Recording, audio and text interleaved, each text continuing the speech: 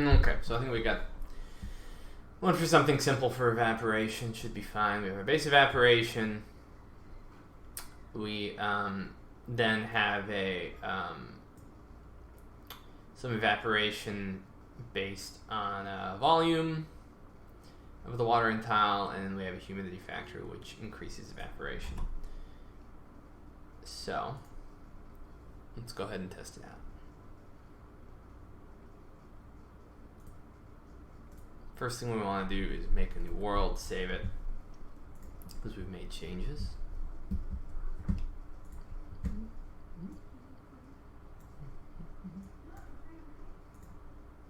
Okay.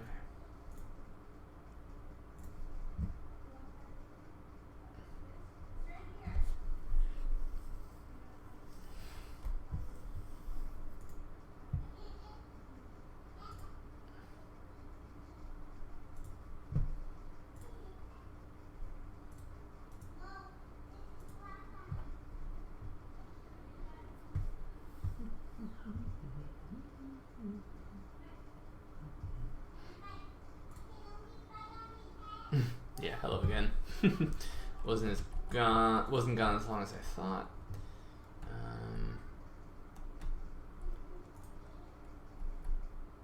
Interesting.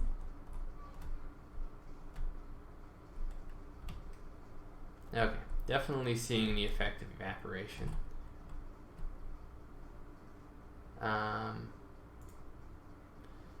Ooh, we need to apply this properly to desert areas. Because it says, hey, there's a river here. No, there's definitely not a river there.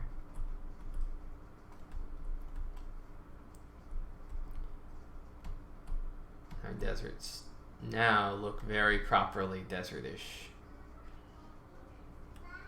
Oh, fascinating. This desert doesn't even make it to the ocean.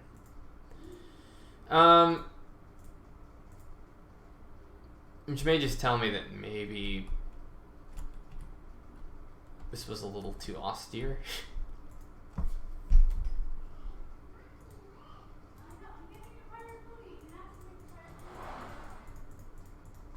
No, not necessarily. See something.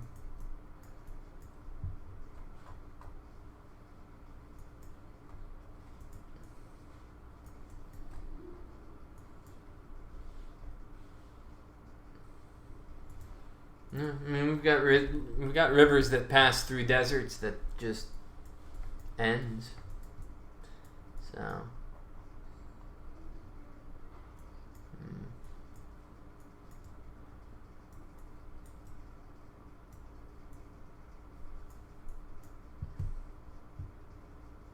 Yeah, and if the humidity is killer enough.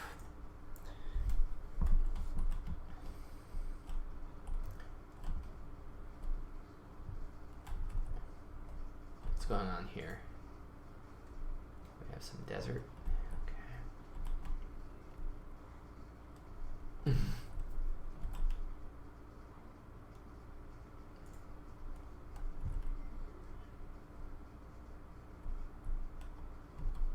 You see it happen here too. It barely gets to the ocean.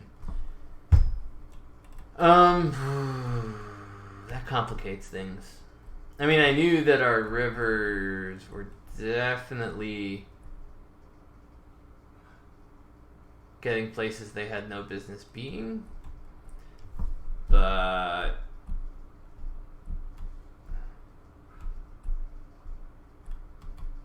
yeah, it seems like there's way too many of them just.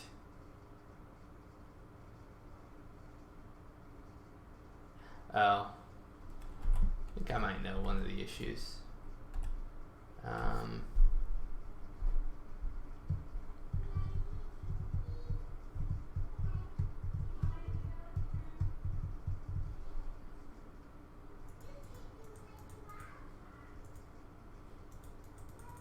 What is the relative humidity? I mean, it gets low, but it never gets that low. But I wonder.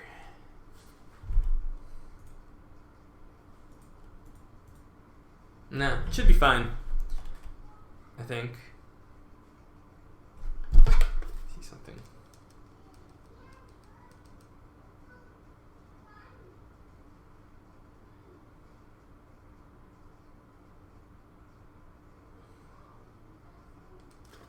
Yeah, our base value could end up getting pretty extreme. Again, you can see.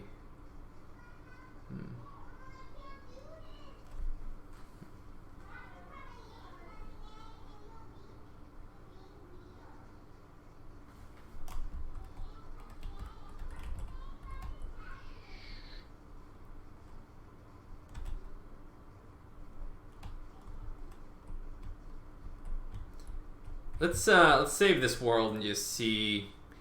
Let's activate water by month and then see what it looks like. So we have an issue right now, right? Kalenial and I have been debating this a lot, and that is whether they just kill rivers as objects. Because as you can, well, as you'll see momentarily,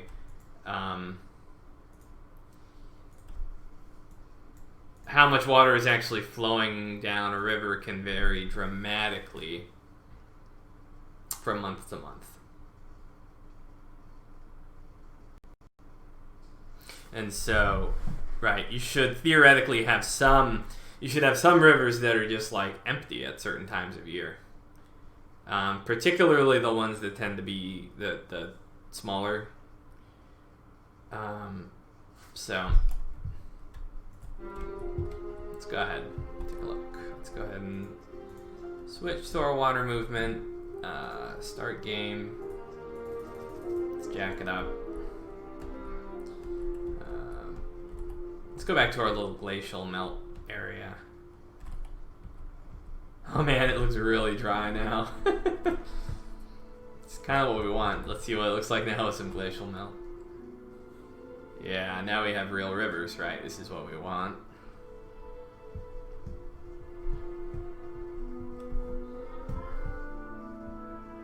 And now we're getting back toward the cold season, so those rivers are going to dry up. Boom. Now they're like, but that's, honestly,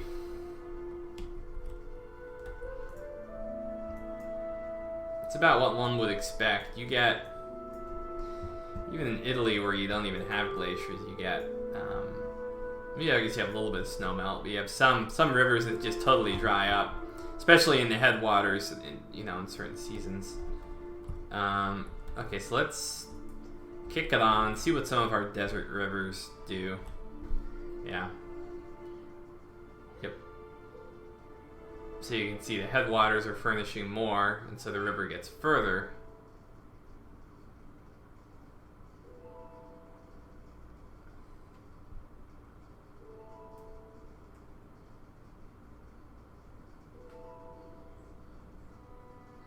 Yeah. Oh, wow, it's almost not even getting to the ocean.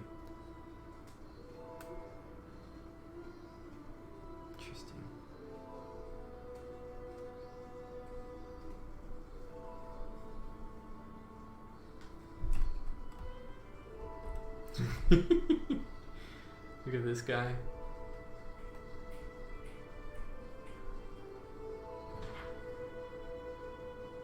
Yeah, the issue is we're unable right now to reconcile the seasonal water flow with what's going on with rivers. And because now we have variation in weather patterns, you could theoretically have a year where a river is just totally dry, right? But rivers right now exist as like these persistent objects. Let's look around a bit more. Is this this is all desert, I think. Here, pause. Yeah, it's desert-ish. Something's kind of screwy here.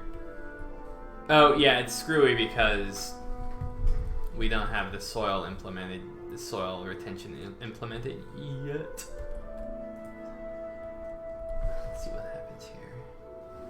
What this should be desert in theory.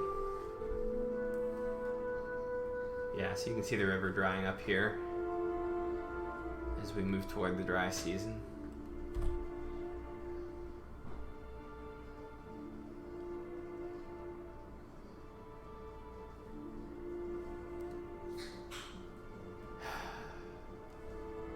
Well, that's the question, Dave Verder, is should we just eliminate rivers as objects, period, and just have water flow on a tile? You can infer water directionality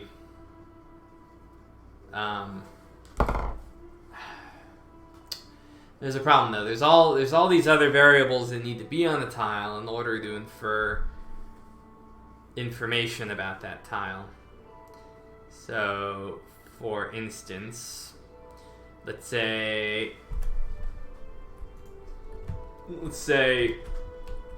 you want to know what the water speed of the river is down here so that we can calculate whether we're going to have a delta or not. If the water's going super fast, it just pushes all the sediment straight out to sea. If the water's going slow, then the sediment can accumulate, right? And there's navigation issues related to that too, right?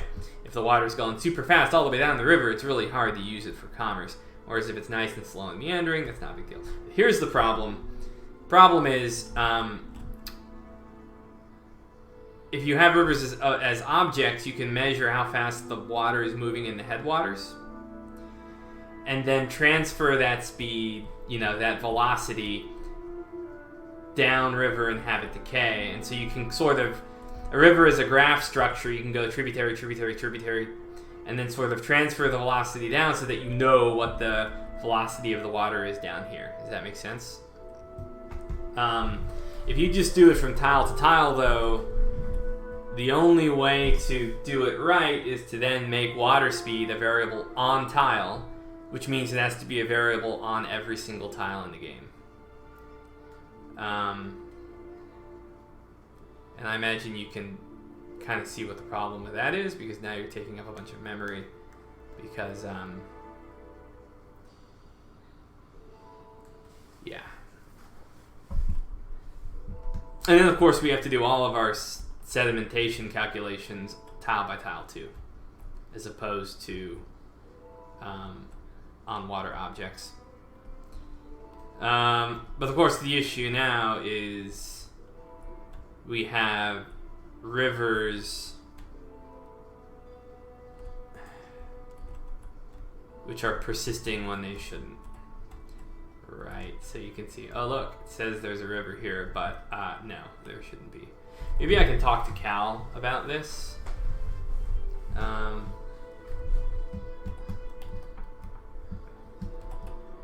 So just have the river appear when there's a sufficient amount of water on the tile.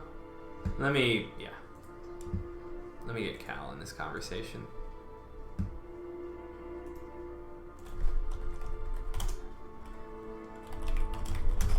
Call and ask you a question. I'll be right back.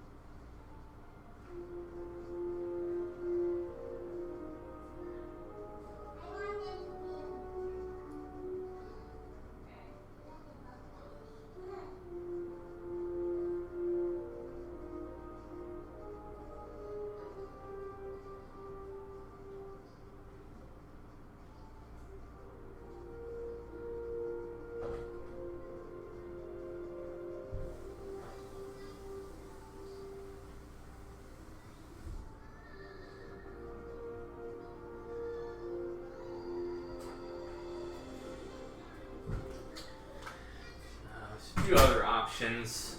Oh, Cal's calling. Join call. Hey. Hello. Here, let me, so I added in some evaporation. The results look super cool, but they present some issues, which I wanted to go over with you. And of course, it goes back, it goes back to, like, you know, rivers as objects versus not as objects. So now deserts generally look a lot more desert-ish, like they're supposed to. So good to hear.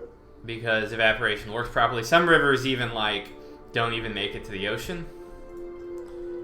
And they change depending on, you know, rainfall during a given month. But the issue obviously is that, right, we have on tile, you know, it says that there's still a river there even though there shouldn't be. So the question is, can we add an extra check to river rendering to see if it meets the threshold for what needs to be there for a river? I don't remember. Maybe. Probably. So, like, what we could do in theory is just, like, when it meets the threshold, go ahead and make a little stick for a river or whatever, and then have it, you know, just peter off. If it doesn't meet, for instance, you know, a certain value, like 6,000, right? Yeah, currently every if statement in a trader is automatically double its execution time. Because the way traders work with if statements is that it executes both branches and then at the end it chooses the correct combination of branches.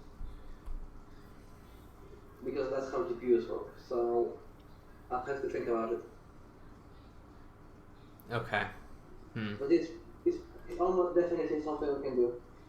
Okay. It's just we need to find a good way to implement so that it doesn't decrease FPS by 50%. Right. Okay. Alright, well, I'll just go with what we got then for now. Alright. I might tune back evaporation a tad, because it looks maybe a little austere. But it's going in the right direction. I'm going to work on, we need river objects if you want to name them, if you want to render them. Yeah, well, I mean, that's the thing, is the compromise is kind of like we could keep river objects, but then just... Because we still need to be able to, like, sort of have characteristics of rivers that can't just exist on tiles, like water speed and stuff like that. And so... Because then we would need an extra variable on tile for every single river characteristic. Yeah. They could, in principle, exist on tile. What's that? Yeah, but in principle, in principle, they could exist on tile. They could. I mean, so in theory, if we want to have, for instance, I don't know, if in theory we had, like... Well, water speed feels like something that would be... Or like a variable on a tile which said, oh, this tile has river characteristics, and then store the bunch of variables. Because you don't... You know, if 99% of the tiles in the game aren't river tiles, you don't want water speed. I'm not saying we added. I was just confused when you said have to. Oh no, yeah, we don't have to. I mean, in theory, we could. If there were no memory constraints, then we'd just do everything on tiles. Yeah.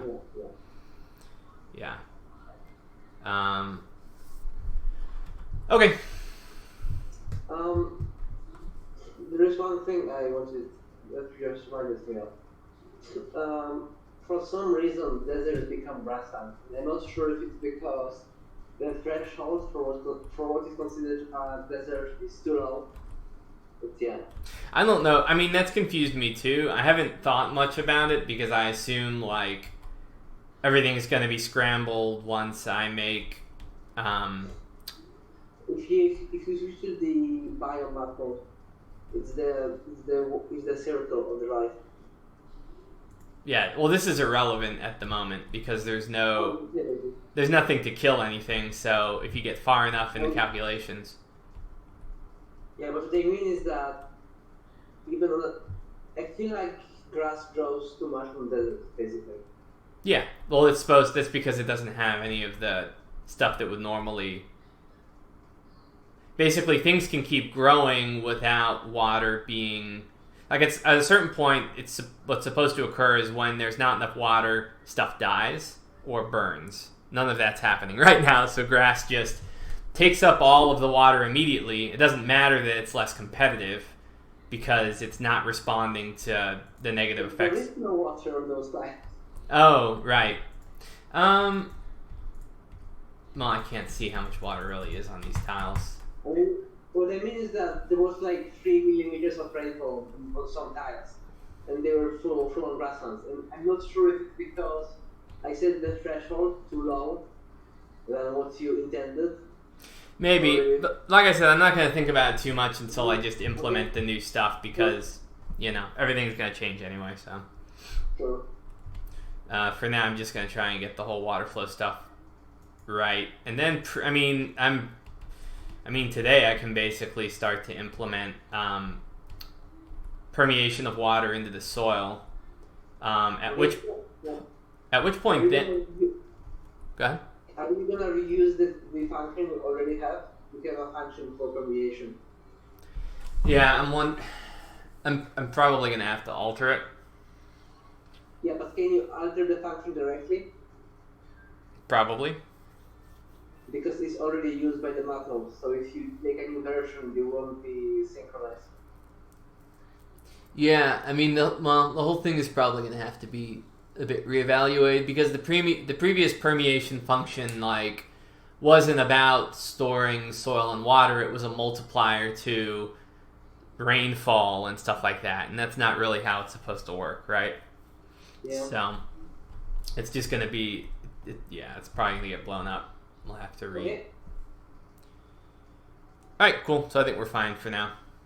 I guess something on the itinerary is to come up with a way to cut off the rendering of rivers when there's no water there. Yeah, we can do that at some point. Yeah. Alright, cool. See ya. See ya.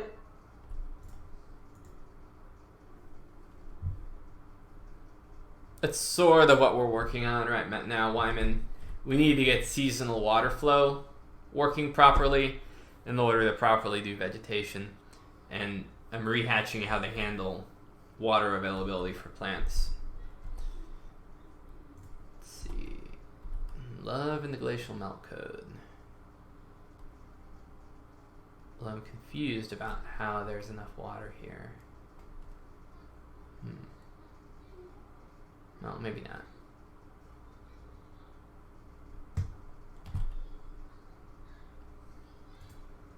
Okay, so...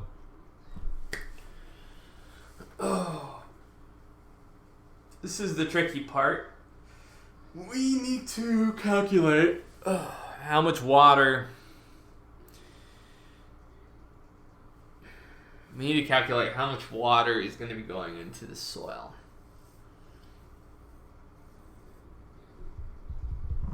So we have two ways that water is lost. Goes into the soil, goes into the air. So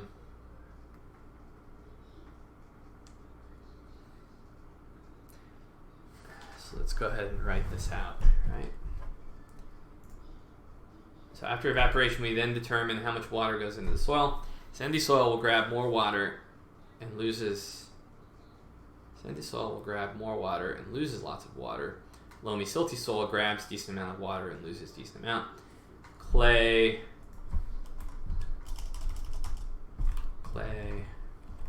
absorbs very little, but loses very little.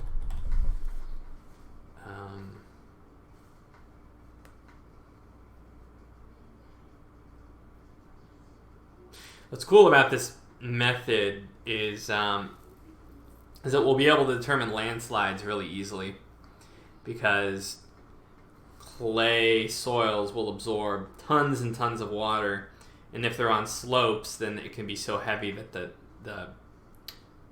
we can just have the soil just slide right off, and we'll end up with landslides. Let me think for a second. So we need... Okay, so we really need two things here that we haven't really even thought of. We need two things now as it pertains to soil permeation. We need how much the soil can hold, and we need the rate of penetration.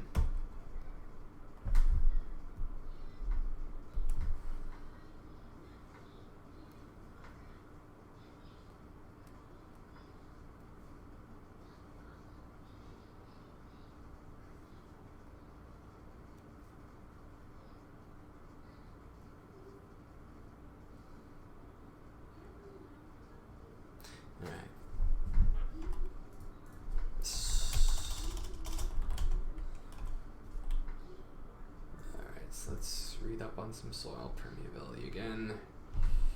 So, particle size, impurities in the water, void ratio. We don't need to get that technical per se.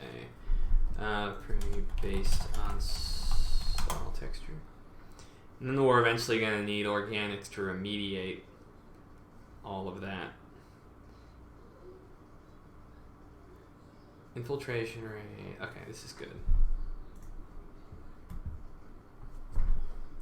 No, this is just some dumb soil permeability and overview.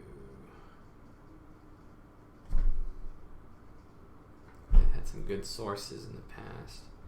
Design operating guide to aquaculture seawater systems. No. Physical properties of soil.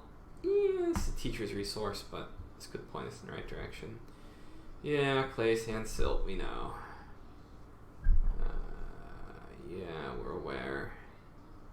Soil structure, small FLP, to aggregates. We have granular, like garden soil. Yeah, we know. No, this is too basic.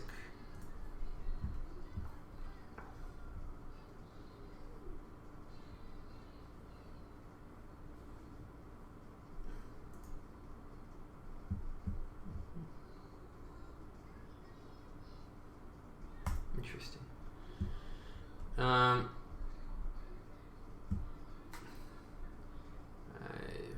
Hydraulic conductivity is rather the flow of water through soil materials, and it is an essential characteristic across a broad range of engineering and earth science disciplines, geotechnical and civil engineers. Hydrogeologists, soil and environmental scientists all use this information for projects such as, and people who work on songs of Eons, such as structural foundations, embankments, earthen dams, flood management, effluent infiltration,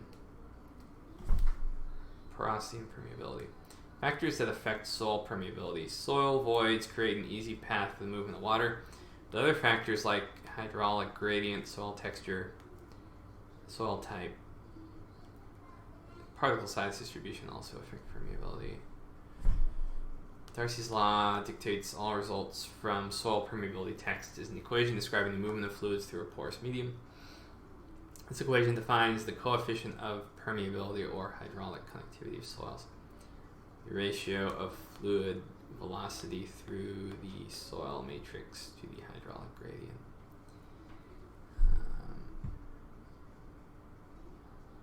Coefficient of permeability, K, is the velocity in meters or centimeters per second of water through soils.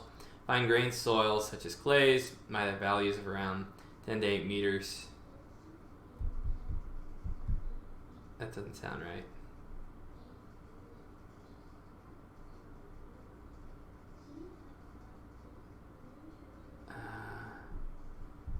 Be estimated using empirical methods.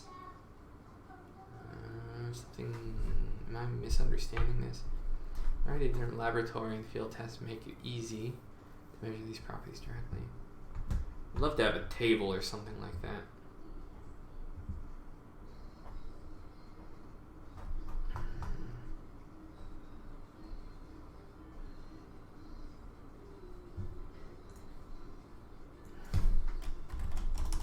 Well, texture, water infiltration.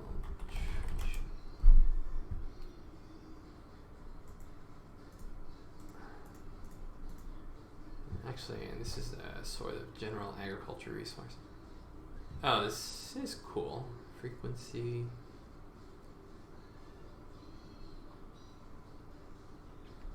This is cool. Okay. Soil infiltration refers to the soil's ability to allow water movement into and through the soil profile. It allows the soil to temporarily store water, making it available for uptake by plants and soil organisms. Infiltration rates are a measure of how fast water enters the soil and are typically expressed in inches per hour. God bless imperial. However, it's more practical to express infiltration time in the number of minutes it takes soil to absorb each inch of water applied to the soil surface. Water entering too slowly may lead to ponding on level fields, erosion from soil runoff on sloping fields, or inadequate moisture for crop production. An adequate amount of water must infiltrate the soil profile for optimum crop production. Porous soils allow water to infiltrate and recharge groundwater aquifers and sustain base flow in streams. Infiltration rate that is too high can lead to nitrate, nitrogen, or pesticide leaching. Not in our case. If they are not managed correctly, management measures such as residue management, cover crops can improve infiltration. So organics, yeah, okay. And basically healthy functional soil. Okay, well here we go. Let's see if our original assumptions are correct. Inherent factors affecting soil infiltration, such as soil texture, cannot be changed. Soil texture, sand, silt, clay, is a major inherent factor affecting infiltration. Water moves more quickly through large pores, such as sandy soil, than it does through small pores of clay soil. Okay, so we were right. Especially if clay is compacted and has little to no structure. Depending on the amount and type of clay minerals, some clay soils develop shrinkage cracks as they dry. The cracks are direct conduits for water entering the soil, causing clayey soils to have higher infiltration rates under dry conditions.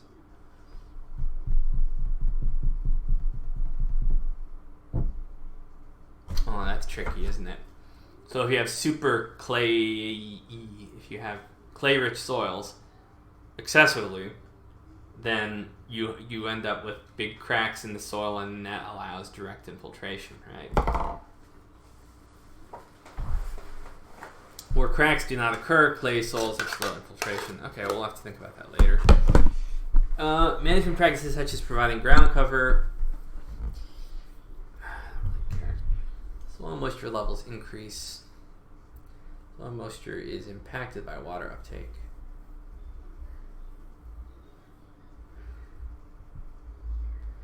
Avoiding soil disturbance in equipment operation when soils are wet. Reducing the number of trips across the field. Subsoil to break up existing compacted layer. Use continuous no-till. Adding solid manure or other organic materials. Yeah, organics are going to basically remediate. But what I'm... Okay. When rainfall occurs at a rate that exceeds the soil infiltration capacity, runoff moves down slope or ponds on the surface of the level of the land. When runoff occurs on bare or poorly vegetated soil, erosion occurs. Yeah, we know.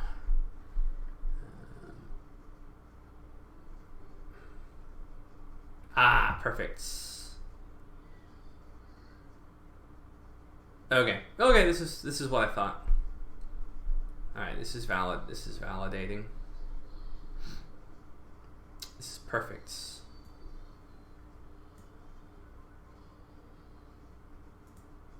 Setting infiltration rates for general soil texture groups is in a very deeply wetted soil.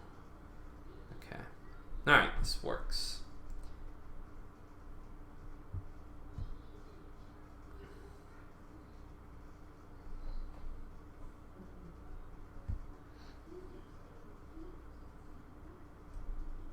Cool.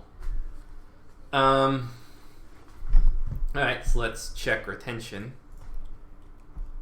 Soil texture, water retention. Yeah, water holding capacity is what we're interested in. Ooh, there we go. Ah, yes. I think this is what we want. Available water capacity by soil. Man, my nose is itching so bad. Yeah, coarse sand, fine sand, loamy sand, sandy loam. That's interesting. I could have sworn that I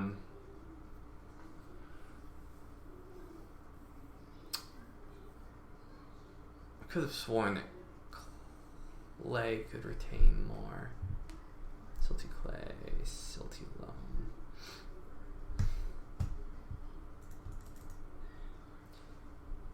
Alright, so let's review this again.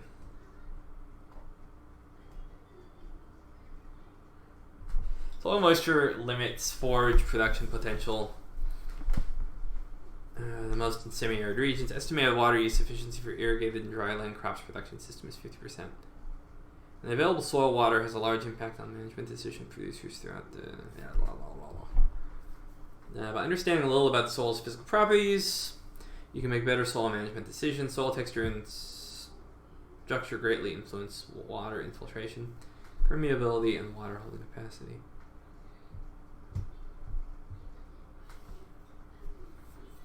Soil texture refers to the composition of the soil in terms of production of small, medium, and large particles. For example, a coarse soil, yeah, we know. Soil structure refers to the arrangements of soil particles into stable units called aggregates.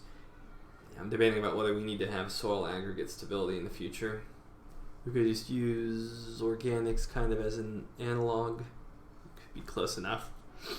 Which gives soil its structure. Aggregates can be loose and friable. Okay. Soil porosity refers to the space between particles, which consists of various amounts of water and air.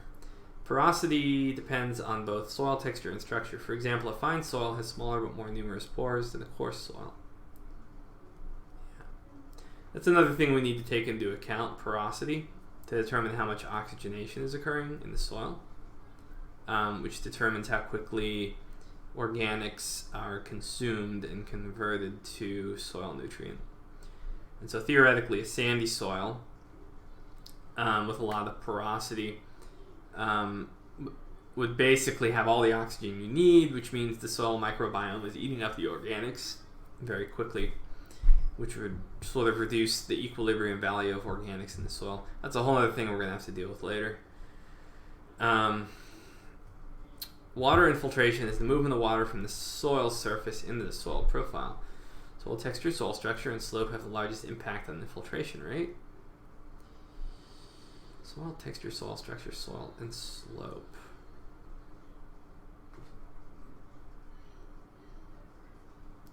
Water moves by gravity into the open pore spaces in the soil, and the size of the soil particles and their spacing determines how much water can flow in. Wide pore spacing at the soil surface increases the rate of water infiltration. Coarse soils have a higher infiltration rate than fine soils. Right, makes sense. Permeability refers to the movement of air and water through the soil, which is important because it affects the supply of root zone air, moisture, that was just what we were talking about, and nutrients available to plant uptake. Soil's permeability is determined by the relative rate of moisture and air movement through the most restrictive layer within the upper 40 inches of the affected root zone. Water and air rapidly permeate coarse soils with granular subsoil. Slow permeability is characteristic of moderately fine subsoil with angular or subangular blocky structure. Yeah, water holding capacity is controlled primarily by soil texture and organic matter. Soils with smaller particles have a larger surface area than those with larger sand particles, and a large surface area allows a soil to hold more water. In other words, a soil with high percentage of silt and clay particles, which describes fine soil, has a higher water holding capacity. Okay, then why the hell is silt loam the most then? Because silt loam has some sands. You would expect that silty clay loam would have more than silt loam, and yet it doesn't. Maybe it's due to the compacting effect that clay has at a certain point. Yes, Isdar, then clays would have severely bad porosity. Sometimes even to the extent that you can't get any oxygen to the roots, and so basically you shut down sort of what can happen in the microbiome. But I thought that non-compacted clay would just like absorb a huge amount of water, and yet available water capacity for clay. Oh wait. Ah, never mind. Interesting.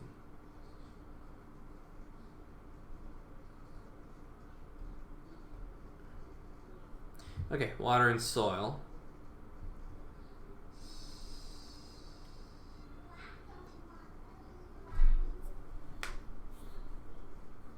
See, because what we also want to know is whether we have so much water in a tile that like you can't have non-wetland species there. But that's tricky. Alright, so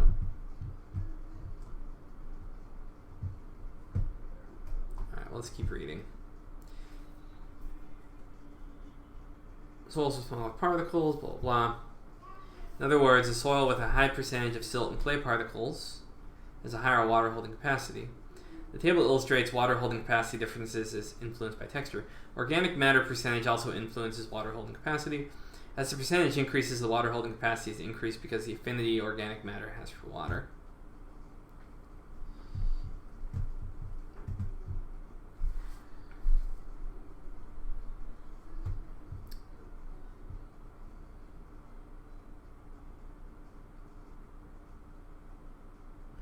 It's still weird that silt loam is.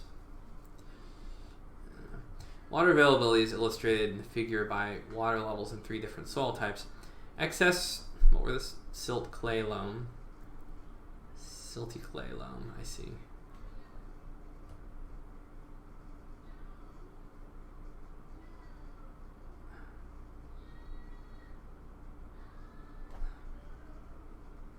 Loam.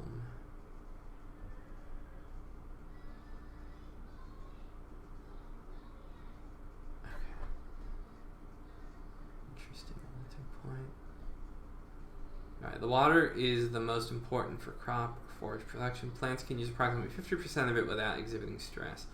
But if less than 50% is available, drought stress can result. Unavailable water is soil moisture that is held so tight by the soil that it cannot be extracted by the plant. Water remains in the soil even below a plant's wilting point. Right. Okay, that's interesting. So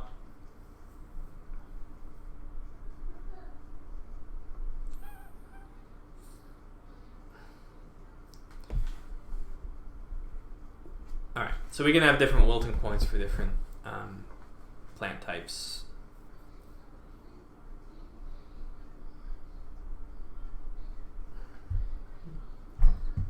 So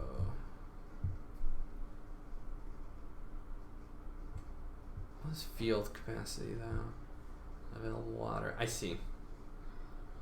Right. This is how much is actually usable. Available water and no plant stress. Interesting. Available water, plant stress. Don't really have to worry about that. One can see from the table that soil texture greatly influences water availability. The sandy soil can quickly be recharged with soil moisture, but is unable to hold as much water as the soils with heavier textures. Okay, that's what we thought. As texture becomes heavier, the wilting point increases because fine soils with narrow pore spaces hold water more tightly than soils with wide pore spaces. Soil is a valuable resource that supports plant life. Water is an essential component of the system. Management decisions concerning types of crops, plants, plant populations, irrigation scheduling. Okay. All right. Well, I think we've pretty much verified everything that we thought. So we had this table, which was informative roughly for water retention. And then we had this table, which kind of gave us a perspective on infiltration rates. I think just as importantly, it tells us how much water is going to be moving out of the soil too.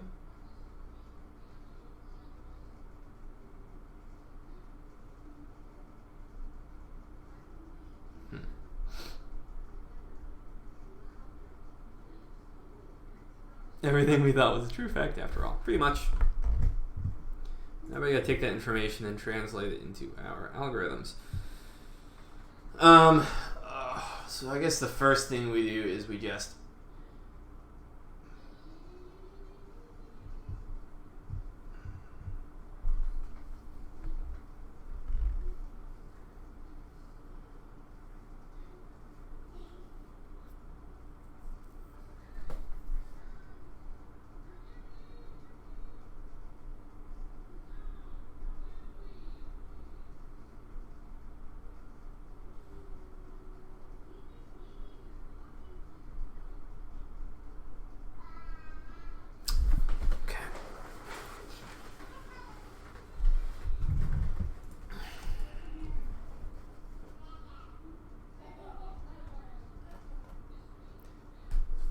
we just need to come up with some equations here.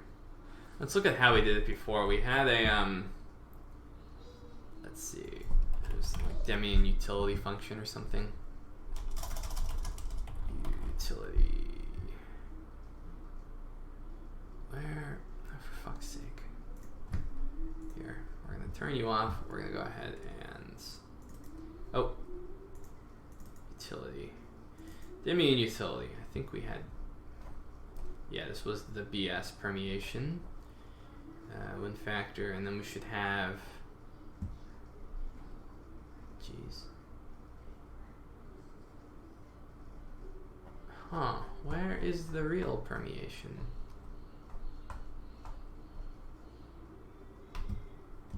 I thought we had a better one. Oh no, this is the real one here. Never mind. This sure is Ophi.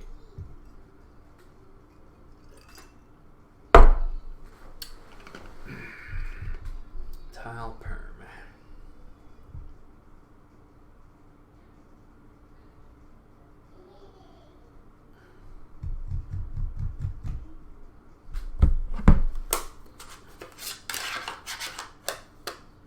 Problem here is it was used as a multiplier.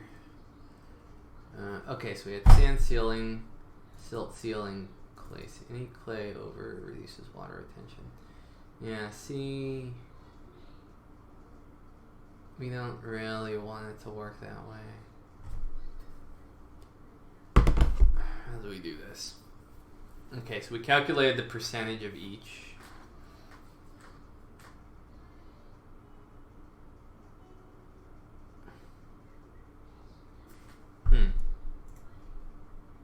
Let's run this again and look at the permeation map mode.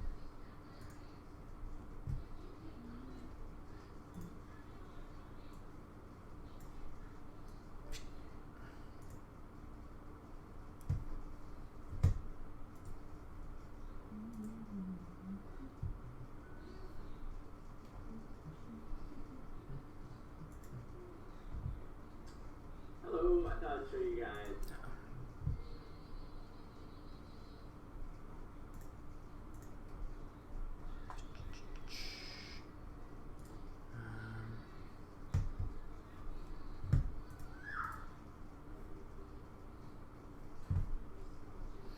Okay.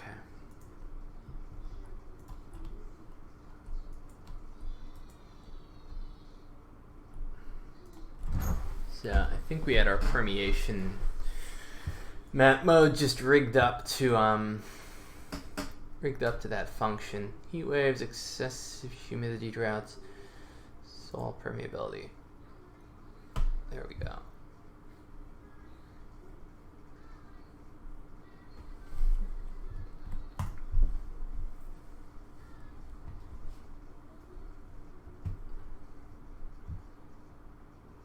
Oh man, do we not have...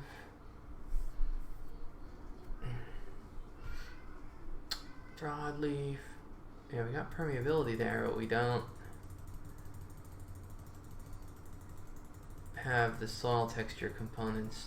Darn. Okay, we're gonna need to add that in.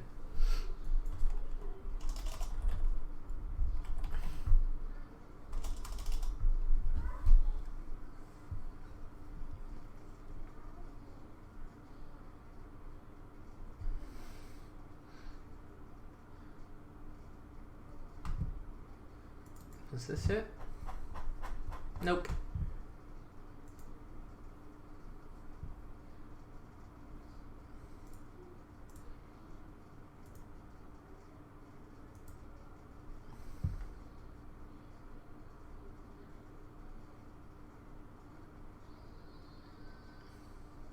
Here we go. Okay.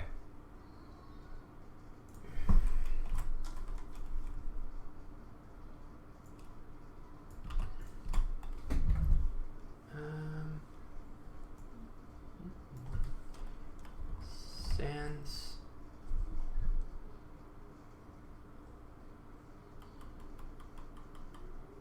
Hold on. Do we have a utility function that gives the percentage? No. That's fine. We can kind of eyeball it, I guess.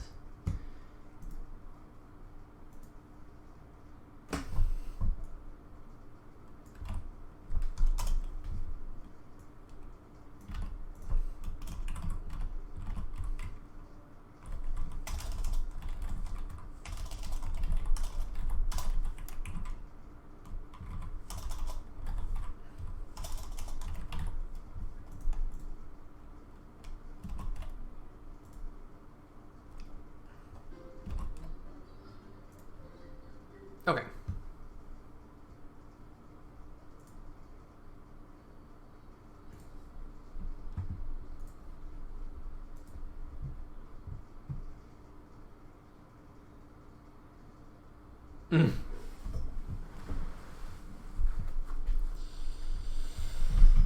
Yeah.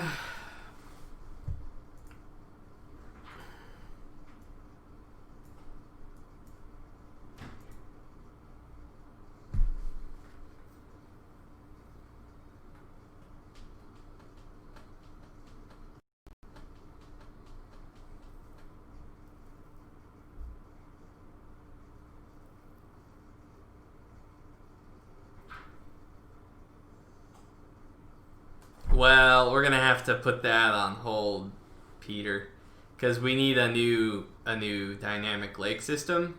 We need an efficient way to drain and refill lakes. Yeah, I know. And we had to draw the line somewhere. If we were gonna redo lakes, it was gonna get complicated. Because then we're like, well, if we're gonna redo lakes, I guess we're gonna redo rivers. If we're gonna redo rivers, I guess we gotta redo all of the alluvial soil stuff, and it just escalated.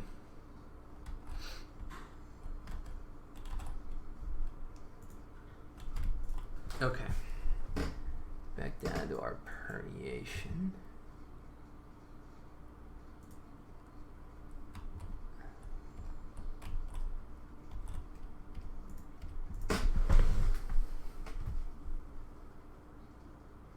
Chose to draw the line on the wrong side of the beaver stuff. Yes, we did. Oh, that's a lot of clay. Okay, out of here we got a bunch of sand. Right, I see. So out in the middle of the desert we got the worst. Right. So what does it look like here?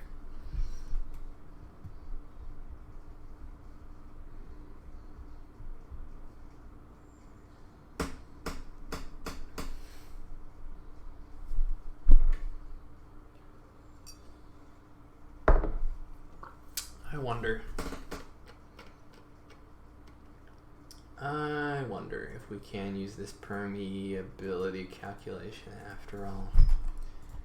So here we have super favorable permeability loaded with silt. I have an idea. I think I know.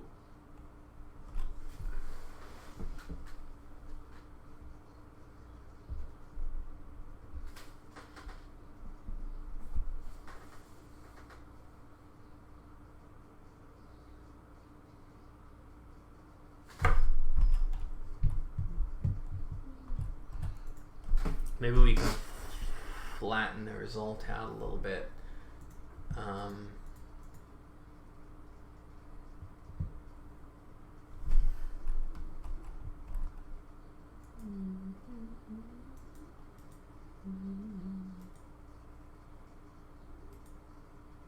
have really unfavorable permeability here.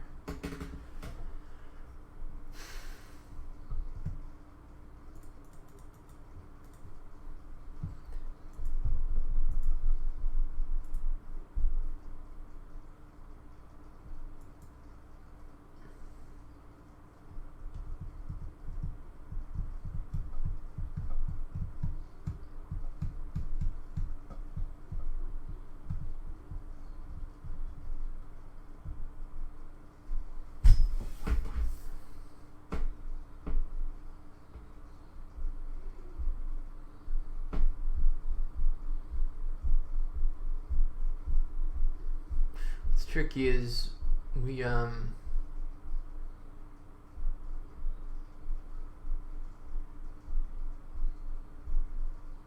yeah, we have to figure out how much water the soil can actually hold.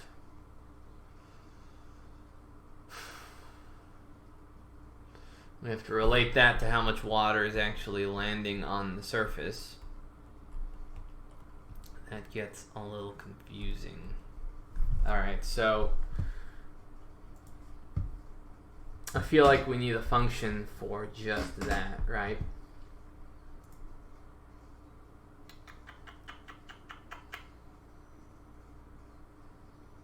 Like retention or capacity. There's how much it's holding, how much it's capable of holding, how much is going in, how much is going out.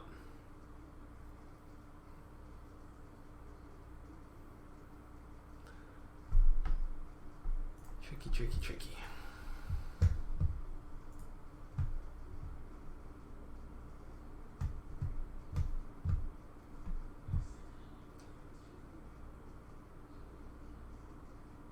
This is really almost like an infiltration calculation, but we gotta change it up.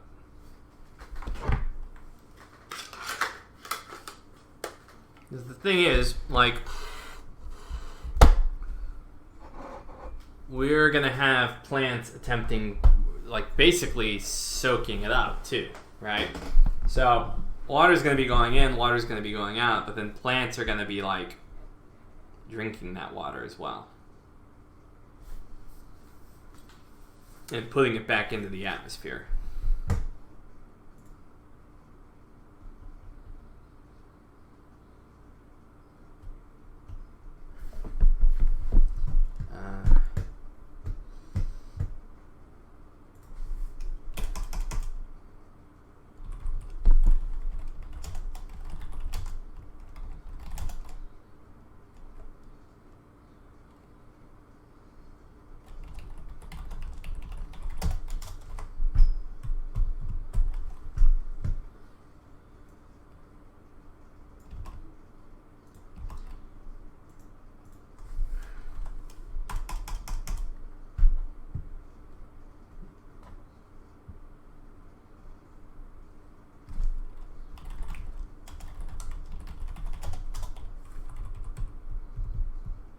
You haven't been declared, have you? No. Tile capacity.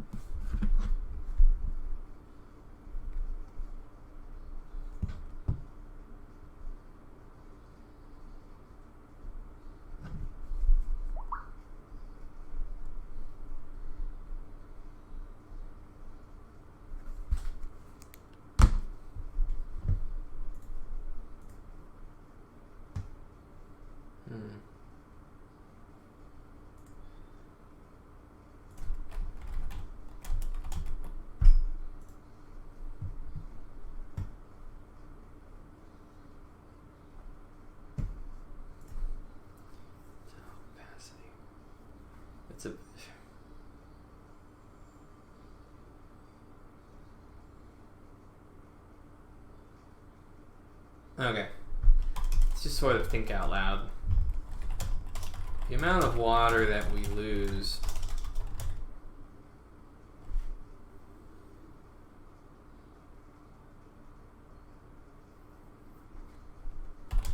is going to be a gross value.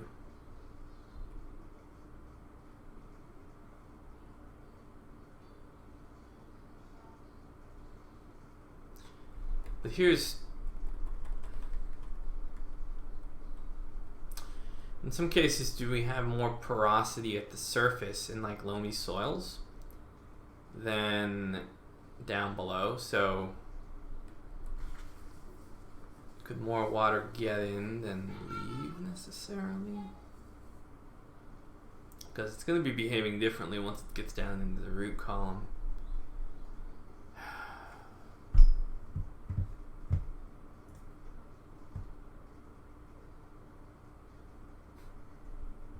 Intertidal sea beavers. The amount of water that we lose is going to be gross. Well, no, it's not. It's going to be a percentage of what's in the soil. What goes in is going to be. Here's one of the weird things though. Like in sandy soil, like you're gonna infiltrate super fast, but then it leaves super fast. Let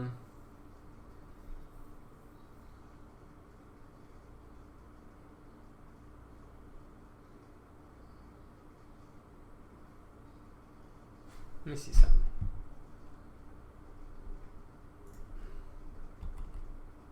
No, this isn't in runtime, so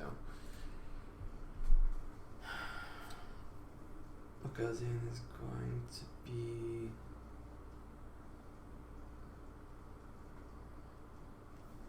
maybe we need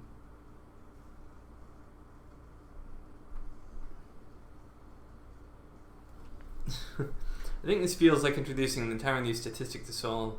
You just gotta start with basic determination of soil capacity at a given time. And you can worry about other factors later. Yeah, no, you're right. No, it's not too complicated.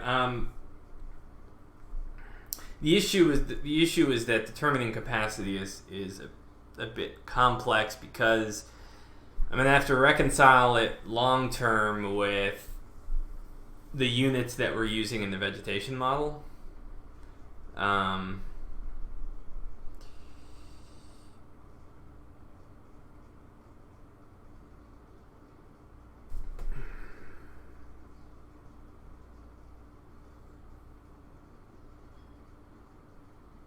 But I'm thinking maybe we want two different outputs. Like, I feel like maybe we need a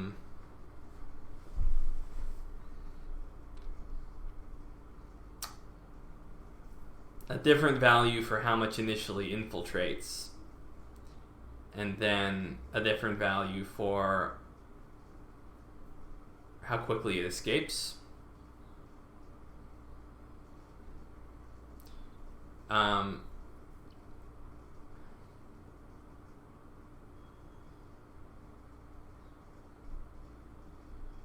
But I don't know. Maybe we just settle on something. Maybe we just settle for the same.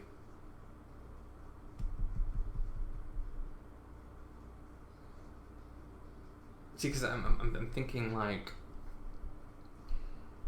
I'm trying to anticipate the unintended consequences. Like, so right now with our permeation calculation, you barely have any infiltration of water for silty loamy soils, which are great at retaining water. And so what would happen there is, yeah, you'd keep most of your water, but you wouldn't get much infiltration. And then the plants that were in the tile would just suck up all the water, like almost instantaneously, because you're not getting enough into the soil. And so I don't think we can have that. So I think we need two separate values.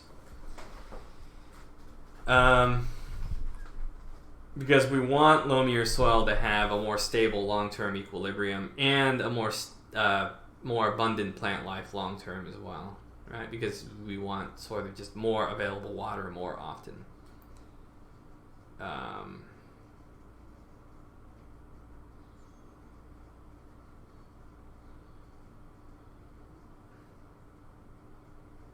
But it can accept water faster than sands.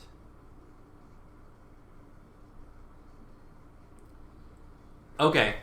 But we do want clay to be bad at accepting water. Period. So good at retaining. Okay, so no, this could work. So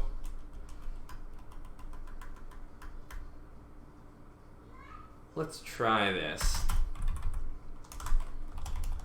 Oops.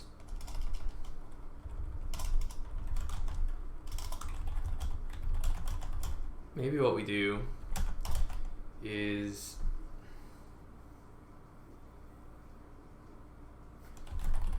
start out with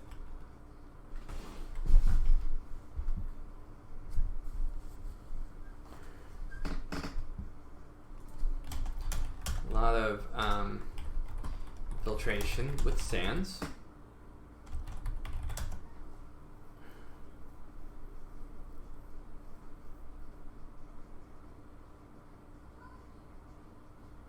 Sure, yeah.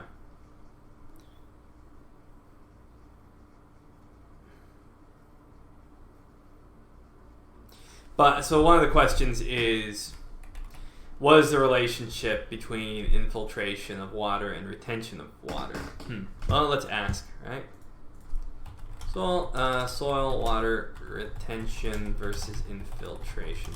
I want to know whether loamy soil and silty soil has good infiltration and good retention. If it does, then this sort of answers a lot of questions for us.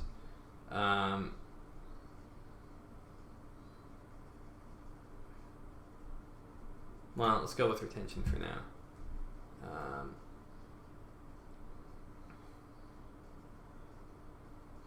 Soils can process and hold a considerable amount of water. They can take in water and will be doing so until they are full or until the rate at which they can transmit water into and through the pores is exceeded. Some of this water is steady drained through the soil and end up in waterways and streams, but much of it will be retained despite the influence of gravity. Much of this retained water can be used by plants and other organisms, thus contributing to land productivity and soil health.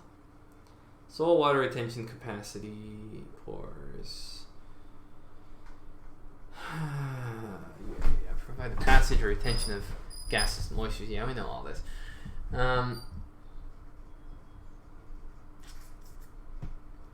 Soil water retention and organism.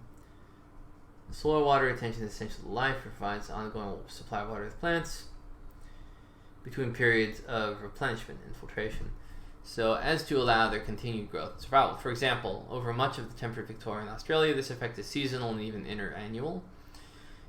The retained soil water that was accumulated in preceding wet winters permits survival of most perennial plants over typically dry summers. Yes, this is what we want to go for. Question is infiltration versus retention. Okay. Soil water that is not retained or used by plants may continue downward through the profile and end up in the water table. Soil that is at field capacity may preclude infiltration, so they increase overland flow. Soil water can affect the structural integrity or coherence of soil. Oh, this is cool.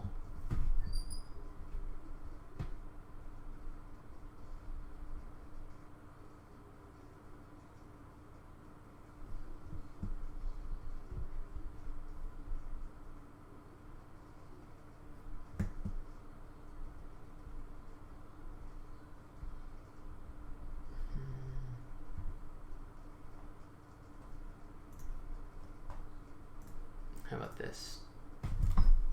Soil water retention and filtration of different soil textures. Just give me like a side-by-side table. We were already here, weren't we?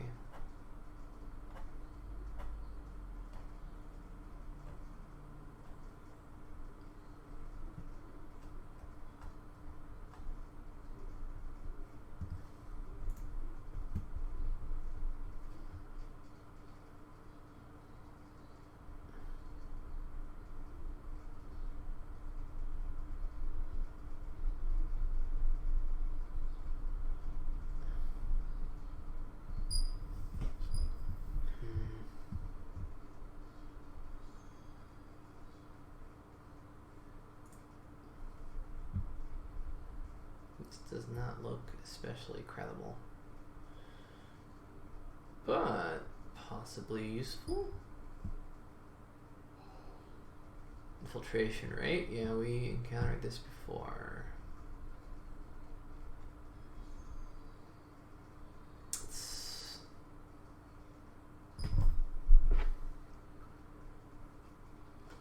Problem is this, infiltration rate. Infiltration rate's going to depend on how fast your water is moving.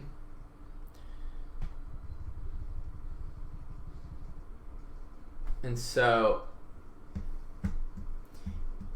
I am willing to bet that infiltration rate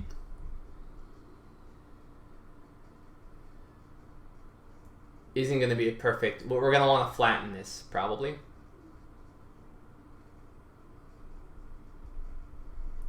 And then we're going to want to keep it as it pertains to retention the way it is here.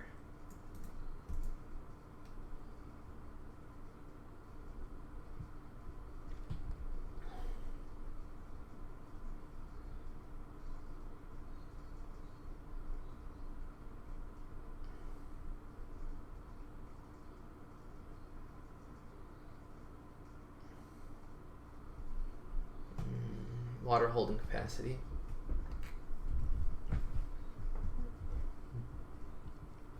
What the hell am I looking at?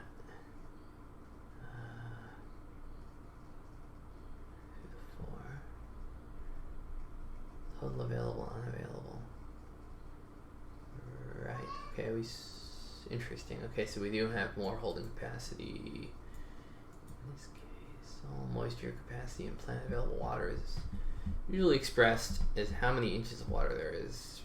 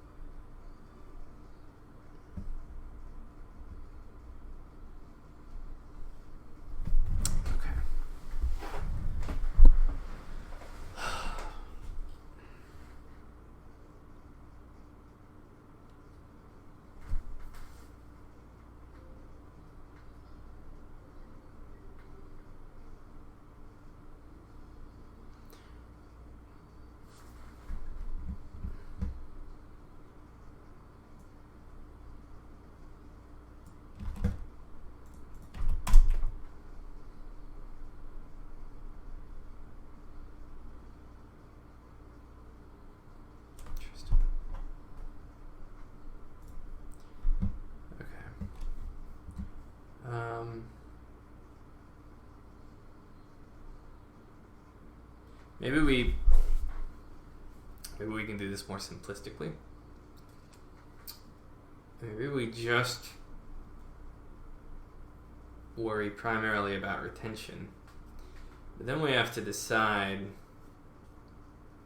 for instance, when rain rains on a tile, how much of that rain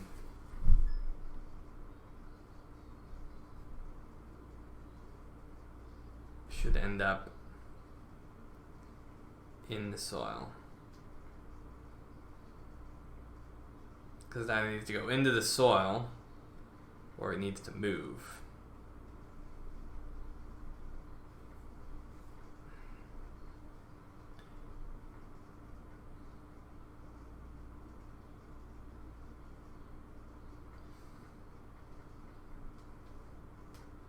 Yeah, so we need infiltration.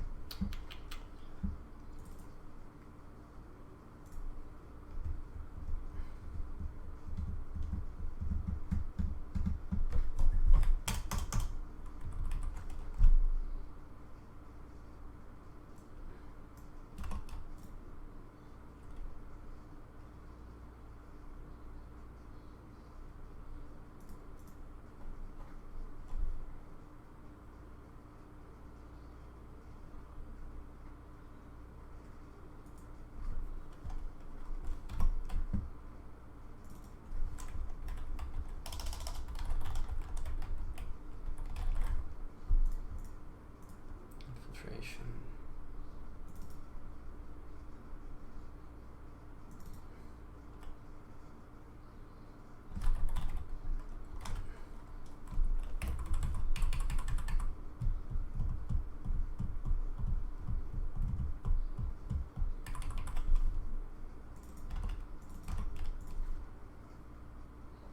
All right, so maybe we just water in, water retained, water out.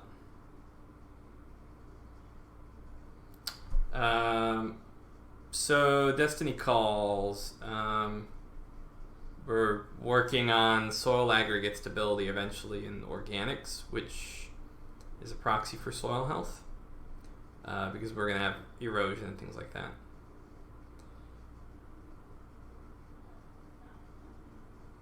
Water goes in, water goes out. Nobody can explain that.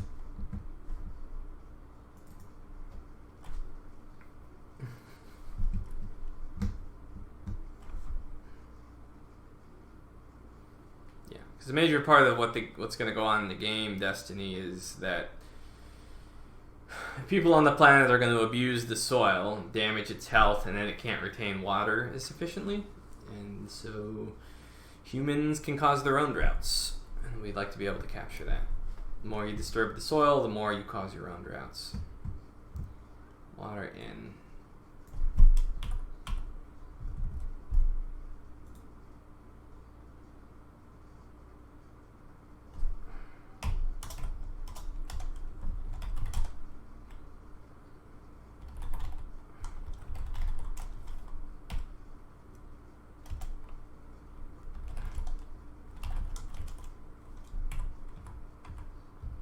So we're going to have water movements,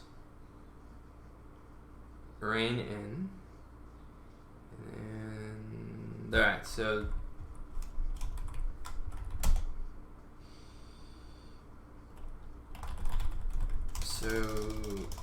how much,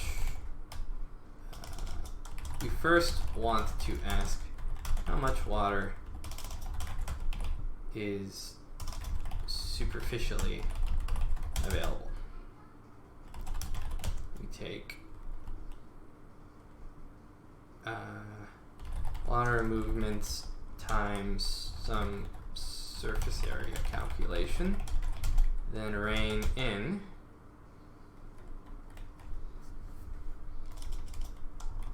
which is based on how much rain fell from the sky, which we will not modify with any multiplier. Now, hold on, I'll be right back.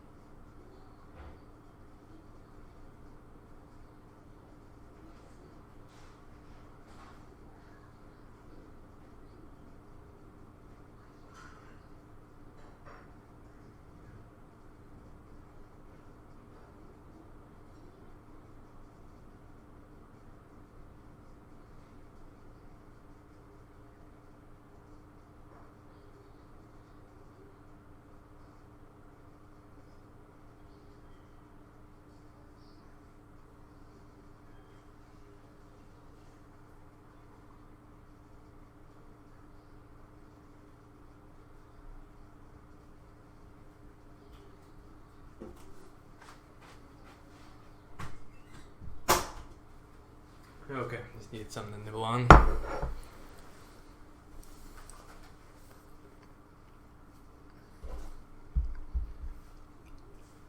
Yeah, it is Dar in theory. That's how we,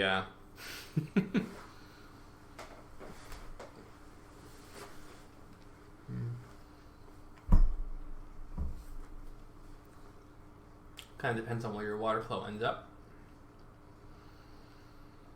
Alright, so...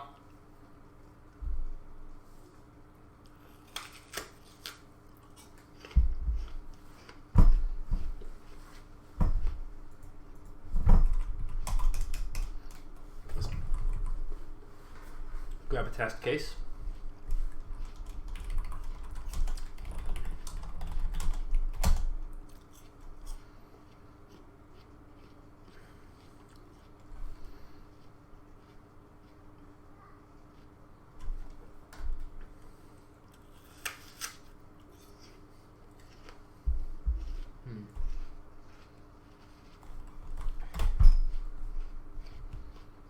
No.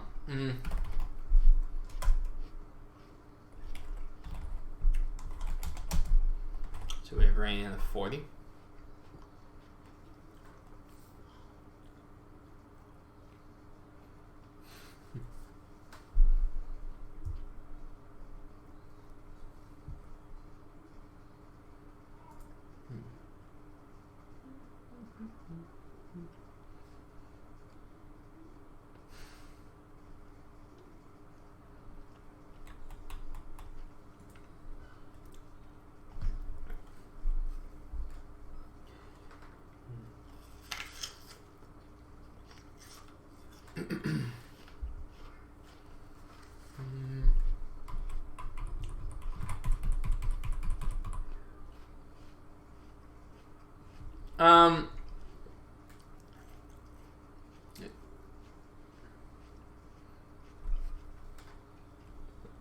It is somewhat arbitrary, to be honest.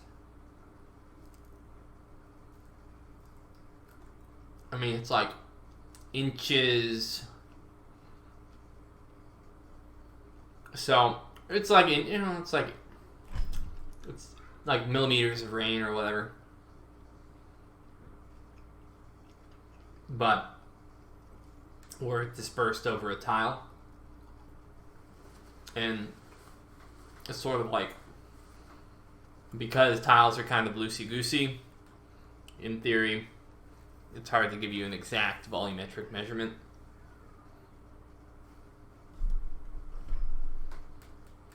But basically, I mean, they're equivalent units, effectively, but once water starts moving through a tile, it's no longer like, you don't imagine it like a giant sheet of water moving over the entire tile, right? So it's like, it ends up, in streams where you have more of a cylindrical shape as opposed to flat. And so the issue is, the tricky part is that as the volume of water moving through a tile goes up, you need it to sort of be less meaningful in terms of how much can infiltrate in an area, because it's not evenly distributed the way that the rain is, right? So,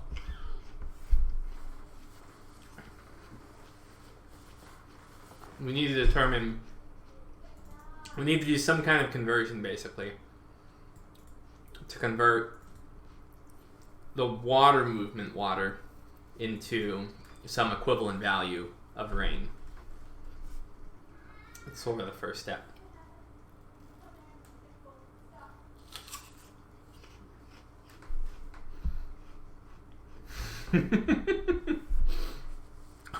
Right, it's dark.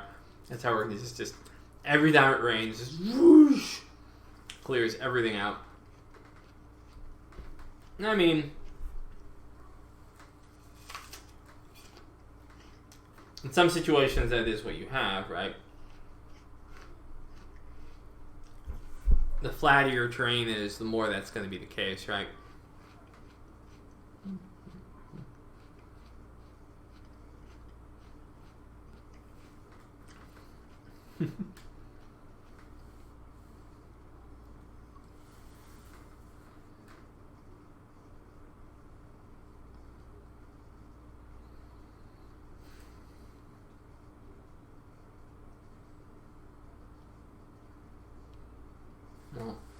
Let me get my calculator.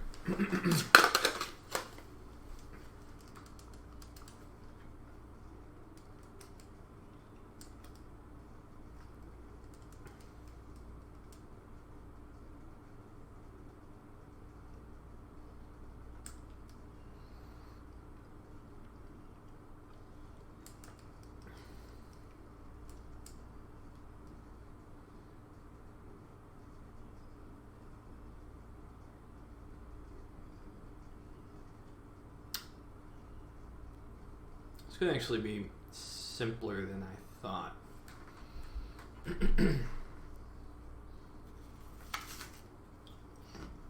Well,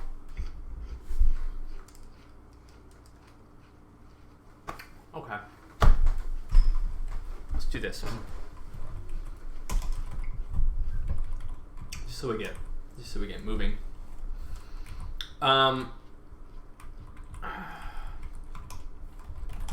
Available water.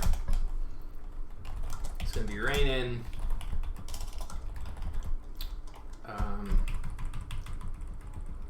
Plus the square root water movement. So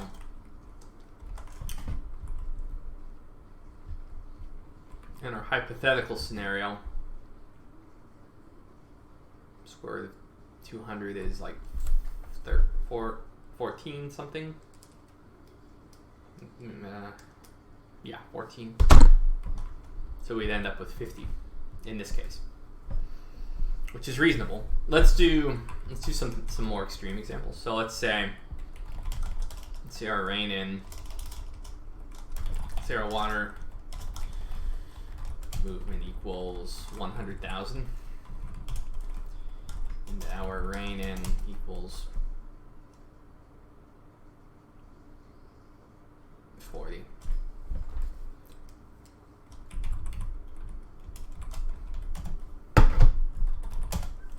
Total here equals 44. Total down here is going to be a lot.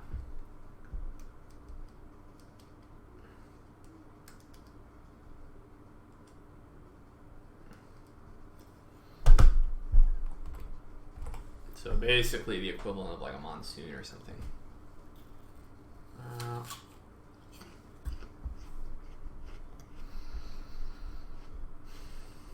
Let me see some.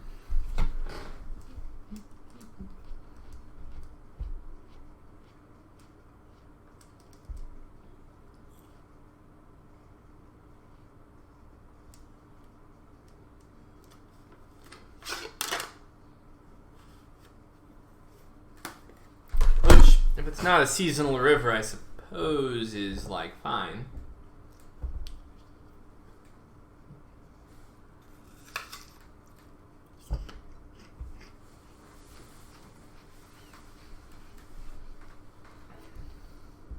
So let's do it. Available water.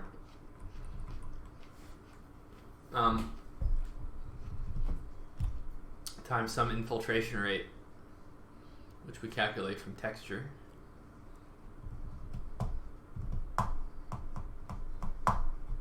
So we need to hypothetical that. Let's go through the logic of that too.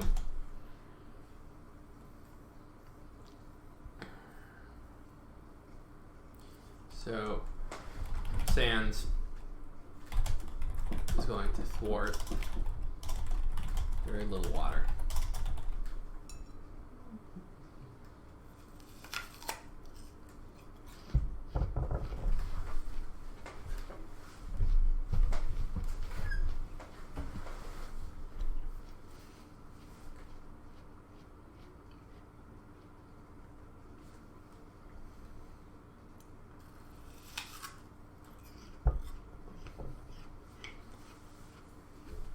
So maybe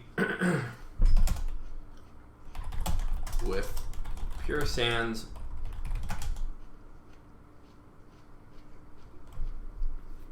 allowing in with pure sands, thwarting only 0.75, no, thwarting only 2.5. 0.25.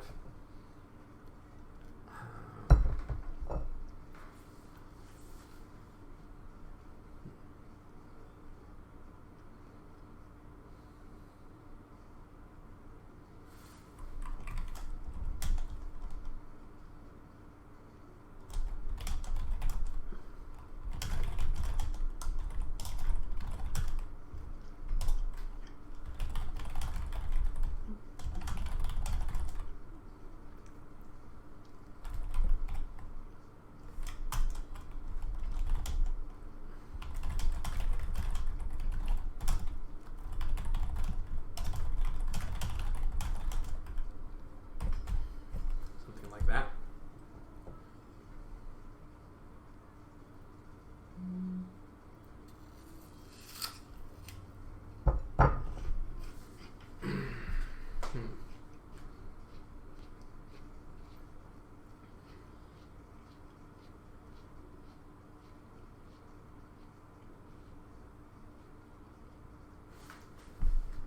How do we do these calculations down here? Okay, so we got the percentages first, which we're going to have to do again.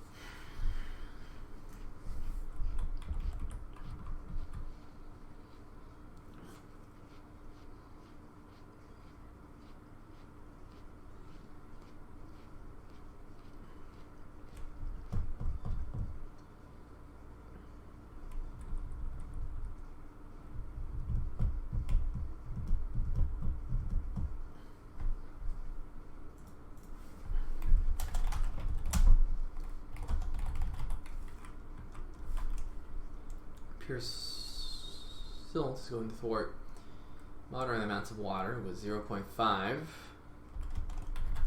but loses 0.9. Well, no.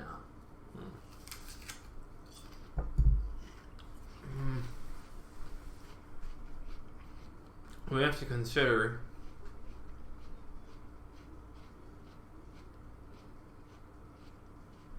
we're operating off of monthly calculations, so we don't want to lose too much too quickly.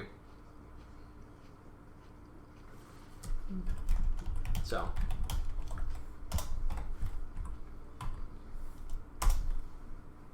something like this.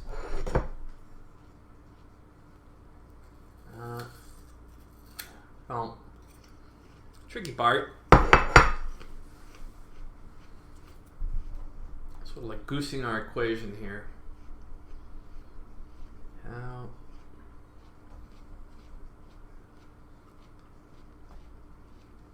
Ooh, first off,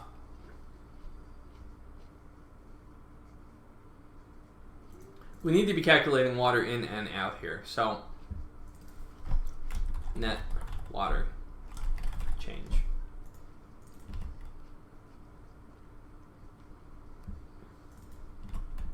Right?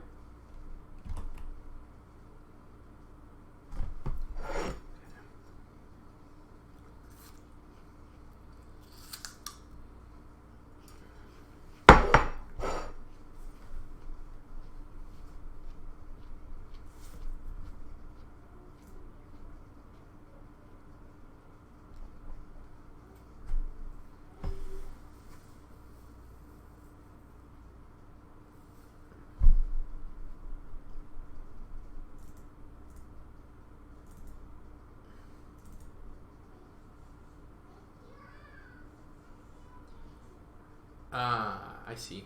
Oh, that's interesting. Yeah, okay. This is an interesting way to calculate. I remember now. I remember what this did. Okay, this was working off the value of that table for water retention that we saw earlier. Except I'd seen it, a year ago or something.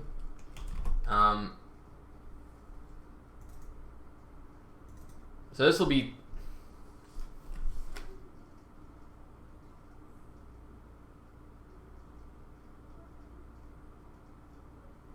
then I need to know what the capacity is. Oh god.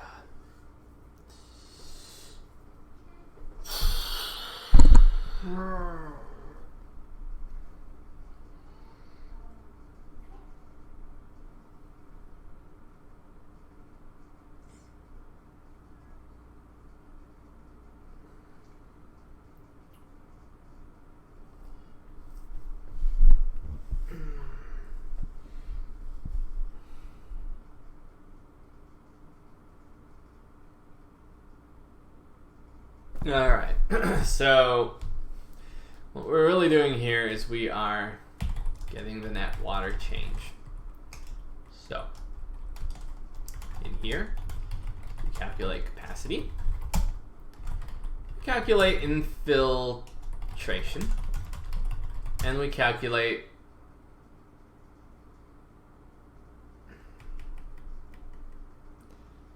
infiltration.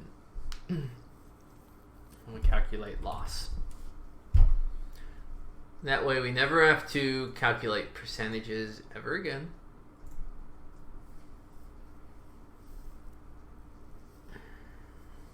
We just do it once.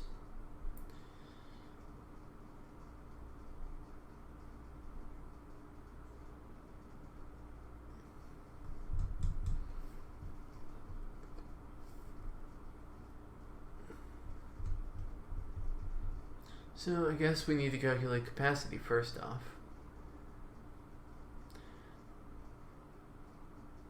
Because I think infiltration is also going to be related to how much water is already in the soil,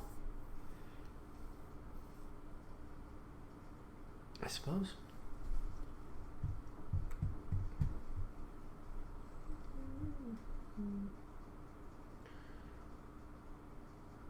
Yeah, so capacity first. Which I think is technically what we're doing here, is the funny thing.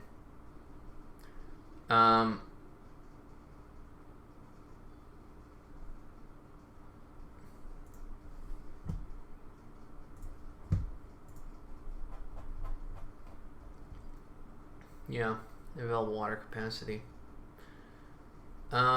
Cool. All right. Well, I guess we already have that. Let's do this. Let's.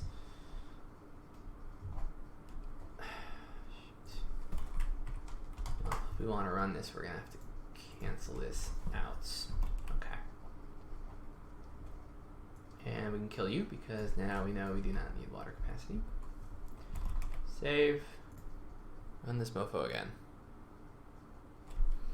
Yes.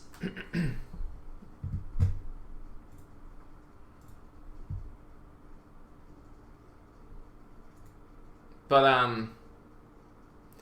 see, I feel like clay.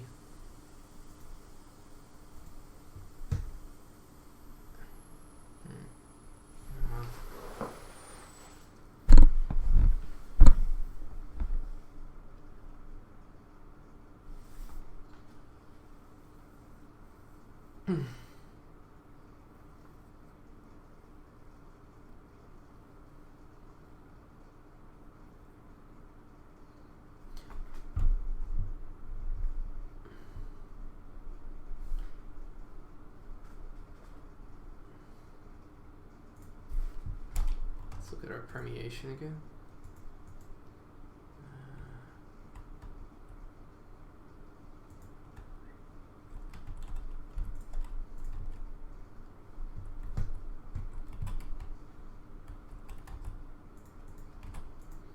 What we should really be measuring here is capacity.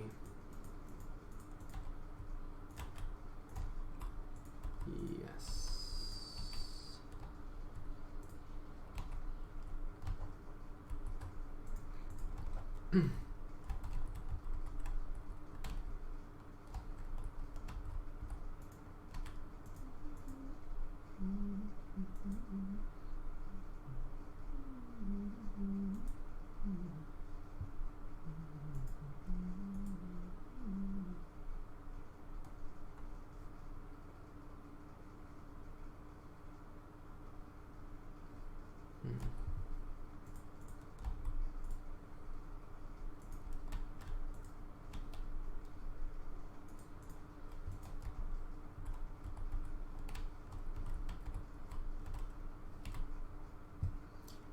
Who's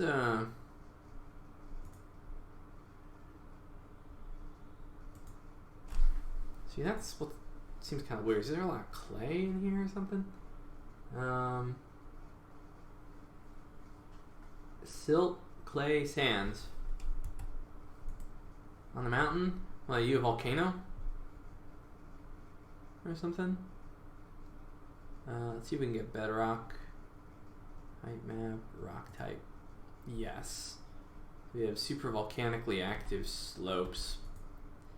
So really silty, clay-rich soil. Okay.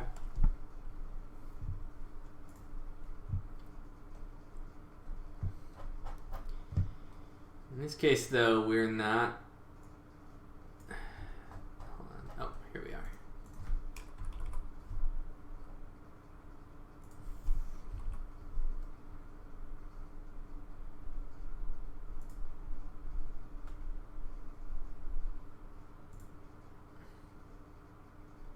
Feature another bug. Correct.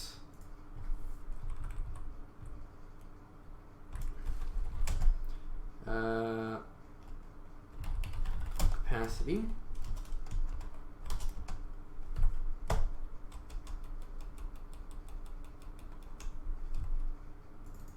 So what we're really calculating here is going to be our capacity. Oops.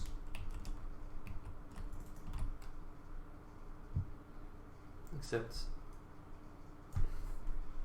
we're going to want to multiply by some value that's going to be relative to the amount of biomass that is in a tile. So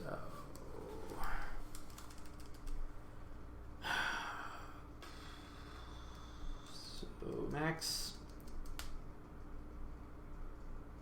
Let's see, biomass. We have what, 60,000 land cover biomass, but then we can grow up, which means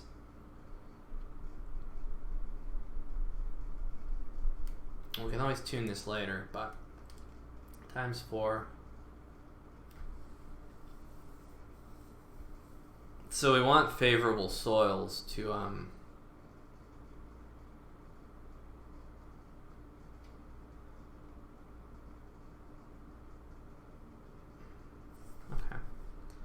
we want favorable soils to be able to retain more water or have a higher water capacity. But in theory, if it's really rainy, it's not a big deal, right? If you have abundant water, then sort of like capacity is a non-issue. It just always fills up to where it needs to be. But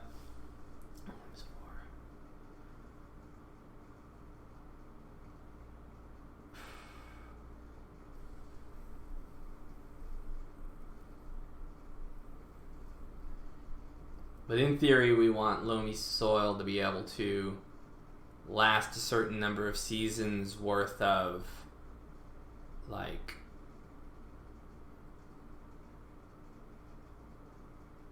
plants drinking from it.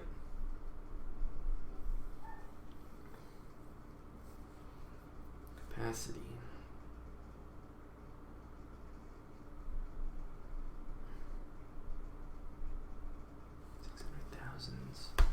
Times 4. 600,000 times 4.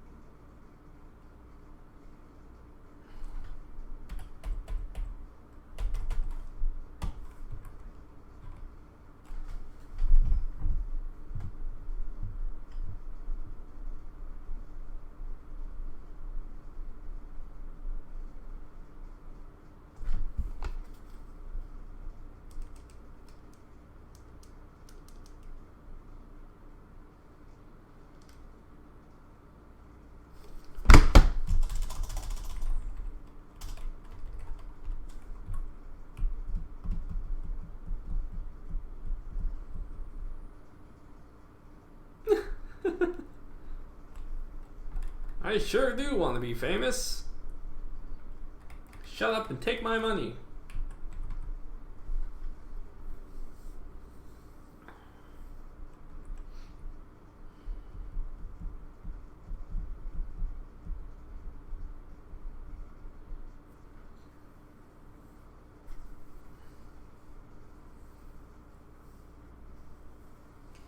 The thing is, we have to convert all of the water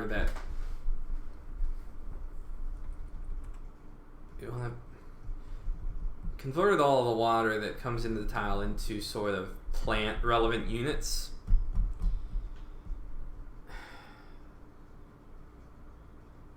Okay, I know how we can kind of do that. Let's see. Let's go to our vegetation, flora.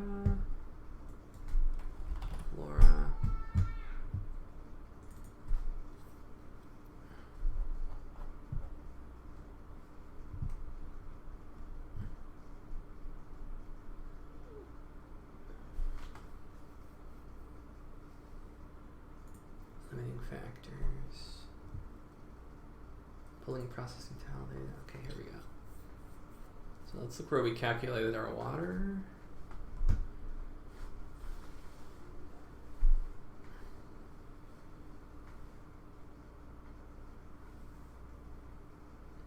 I would rather commit war crimes.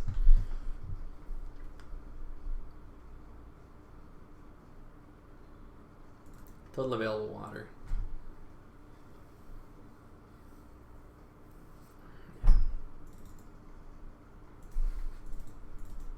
This does not seem like enough.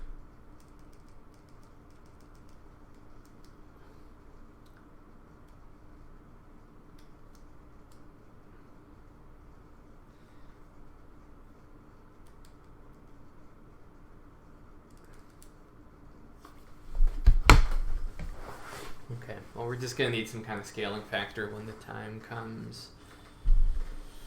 Oh, when we rewrite this stuff. Seasonal water flow. Where was our...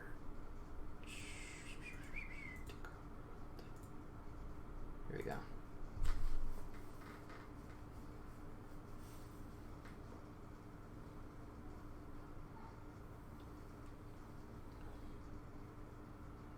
Okay, well, total capacity 500,000.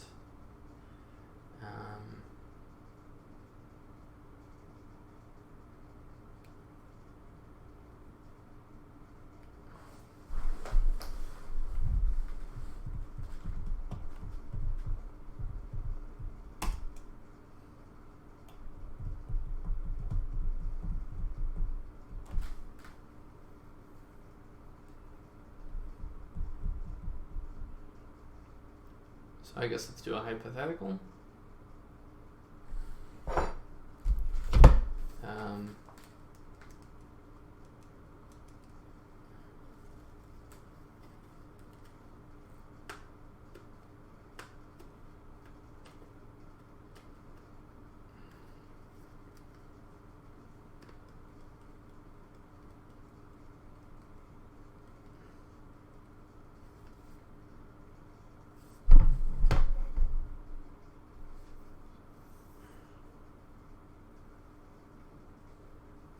Silt percent is greater than 0.85, then we lose some capacity.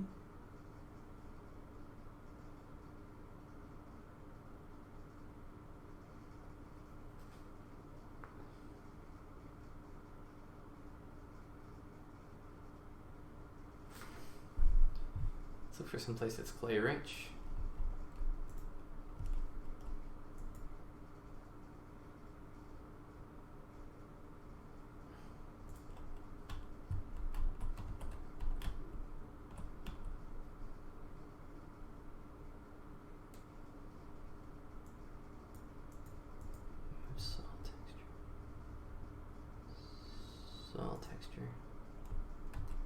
Okay, this is outrageously silt rich because we didn't tune our glaciers.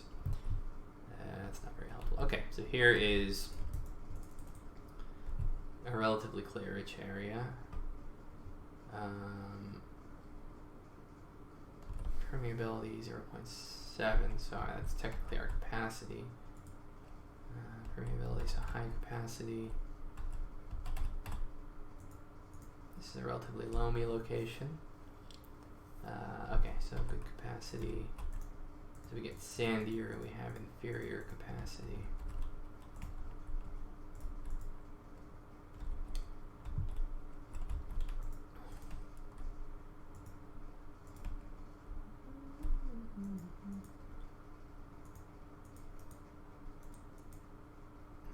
Alright, I think that works. And this scales up the units. Alright, so that gives how much water can fit in. But now we want another variable for how saturated it already is. Current saturation is going to be equal to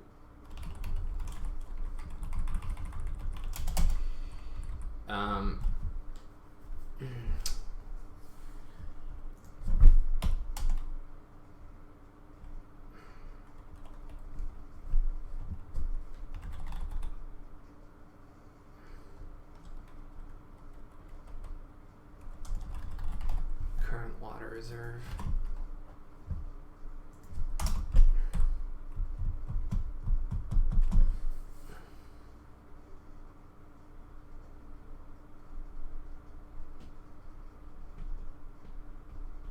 So if it's currently chock full of water, it's just going to pass on that water as opposed to absorb it.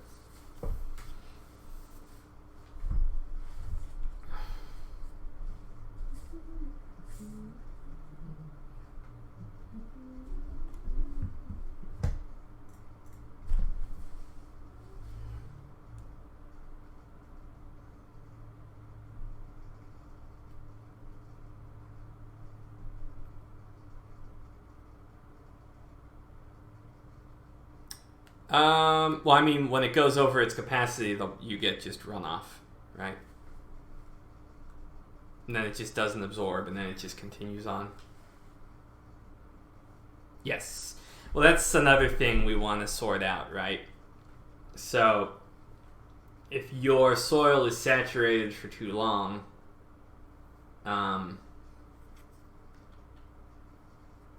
then you have an anaerobic environment. And so you end up with basically a wetland, right? And then you have root rot. Unless they're like wetland-oriented plants. Current saturation.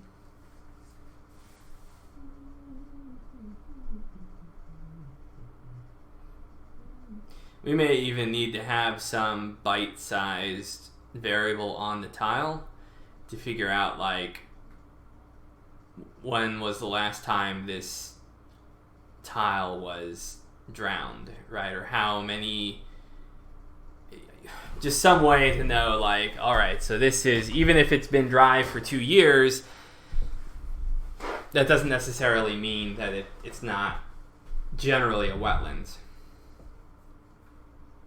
Because you can have a drought period, and we need to know what kind of biome it would be and the types of plants that would be there. All right, so current saturation is going to be the current reserve divided by capacity. Question is, how much do we want current saturation to account for how much infiltration can occur?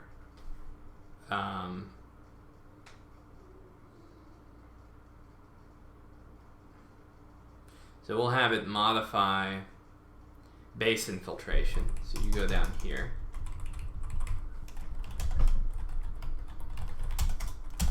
So we'll have an infiltration value here.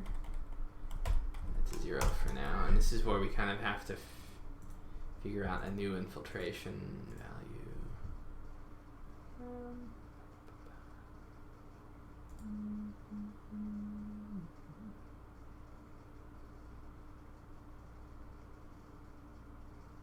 Oh, that's interesting. I remember what we did here. We'll have to figure out infiltration differently. Okay, so for infiltration, we'll want to perhaps just do a linear scaling for how much of each texture we have. Could be pretty easy. So sands, base value for sand can be like 0.25 times percentage. Silts,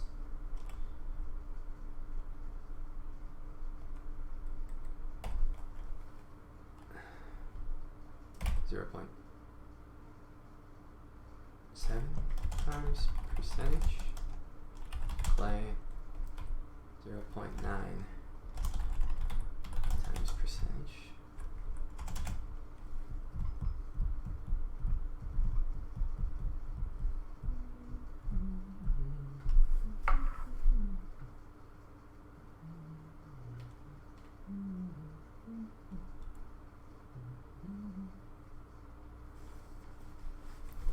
It's pretty simple. We don't even need any if else's or anything like that. We just say infiltration equals percent 0.25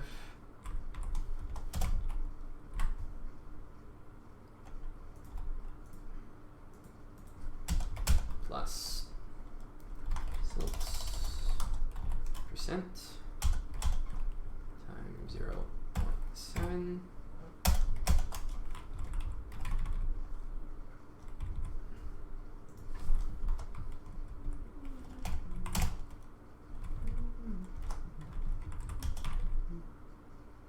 plus clay percent times 0.9.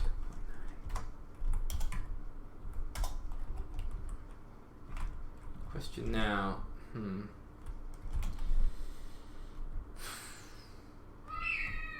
Oops.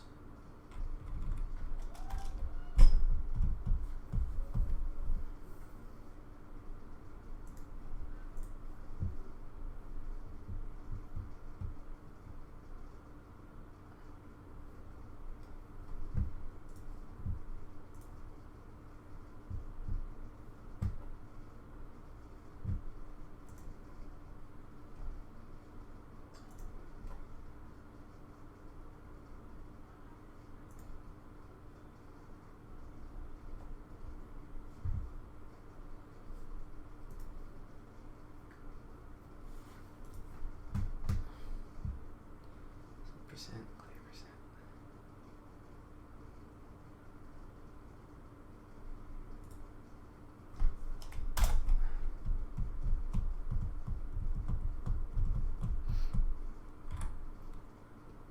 Okay, so how about retention? Or retention. Same plan. Same plan, different values. Same plan, different values. Let's see, sands. Could maybe even this percentage. Silts. This is where maybe silt can shine.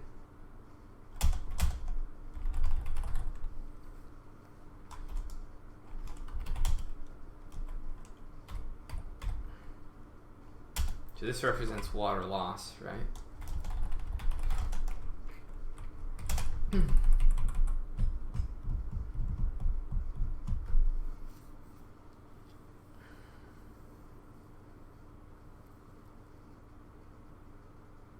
Question is, do we want to have water loss first? Well, I guess we'll sort that out later.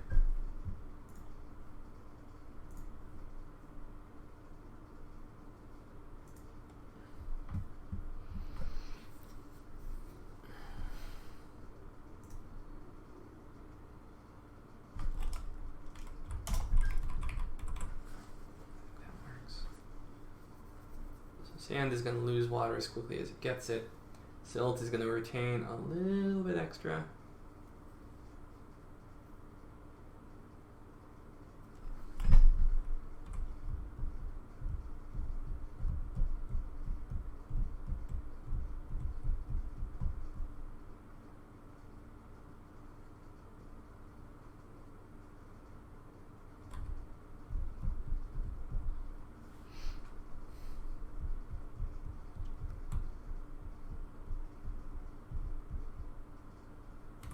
Alright, we can try that.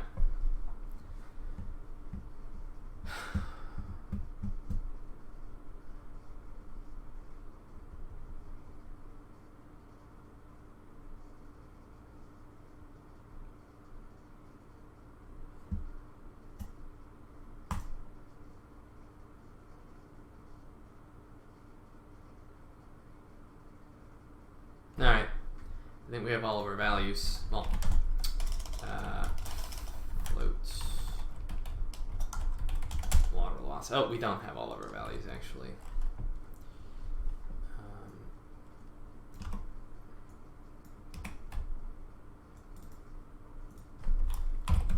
Because we need to.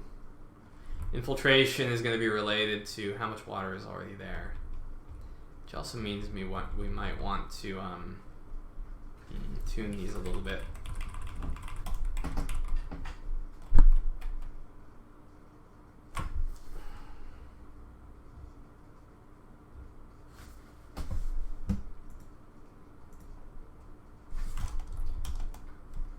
So here we calculate.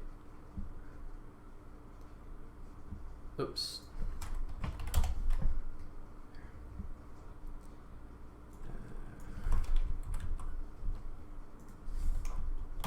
Current reserve divided by capacity. So we want really thirsty soils to accept more water. Question is, how much?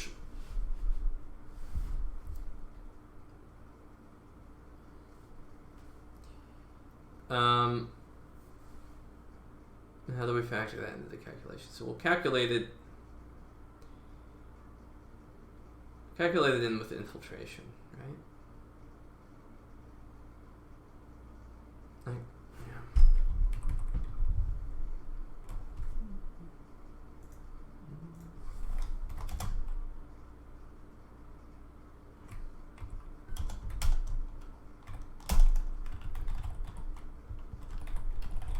Not just going to be a straight multiplier. We'll only do a certain quantity.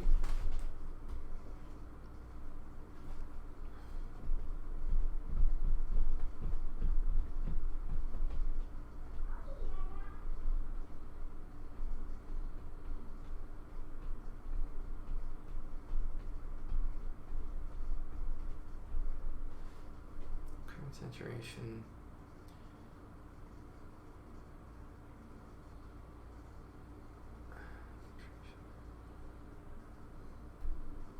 Maybe have a ceiling. So if we're completely saturated, if completely saturated, reduce infiltration by 50%. If 50% saturated, reduce by 25%. Maybe that's what we want to shoot for. And then if it's really thirsty, then 0%.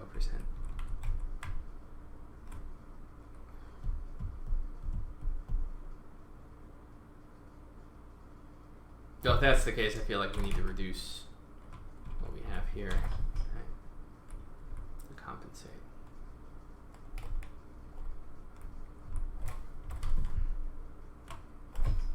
Well, 25. Okay. Current saturation. So I'm not just multiplying it. It's going to be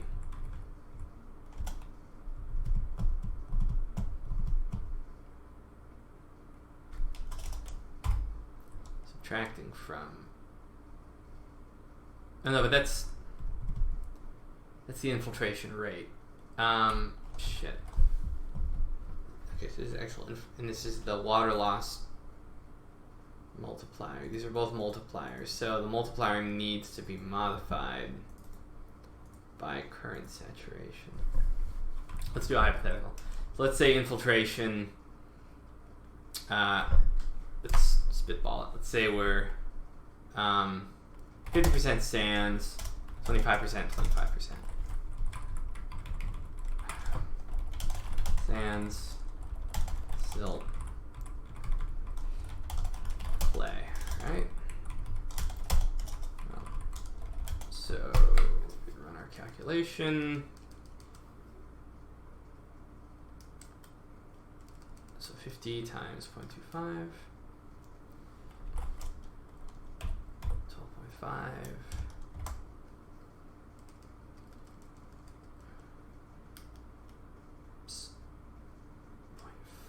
Oops. 25 times 0.4 plus 10. 25 times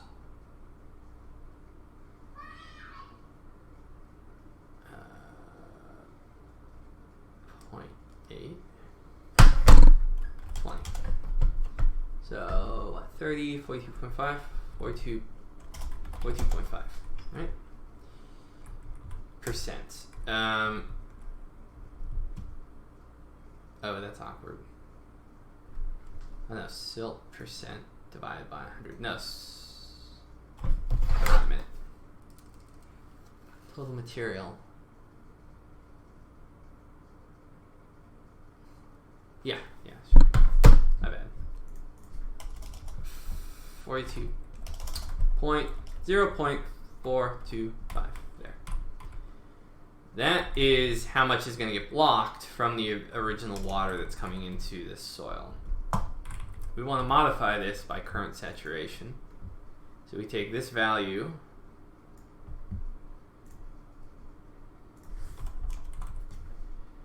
in fact, let's just get rid of you. And we say infiltration is going to be equal to infiltration plus times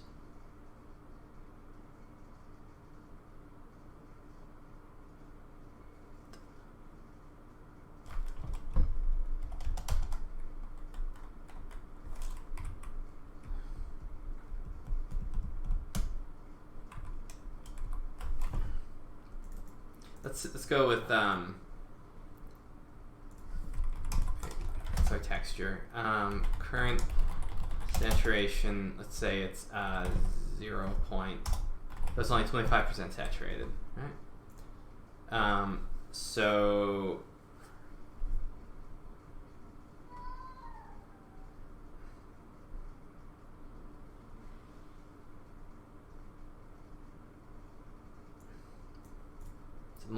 multiplier is going to be 12.5.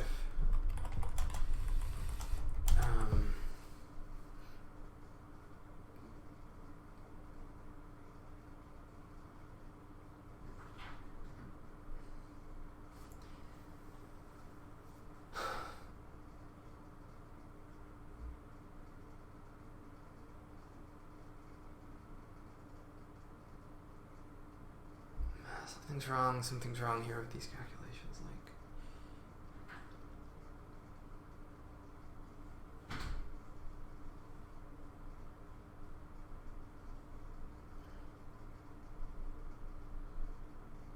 Let's say we had like 100% clay. If we had 100% clay, we can't just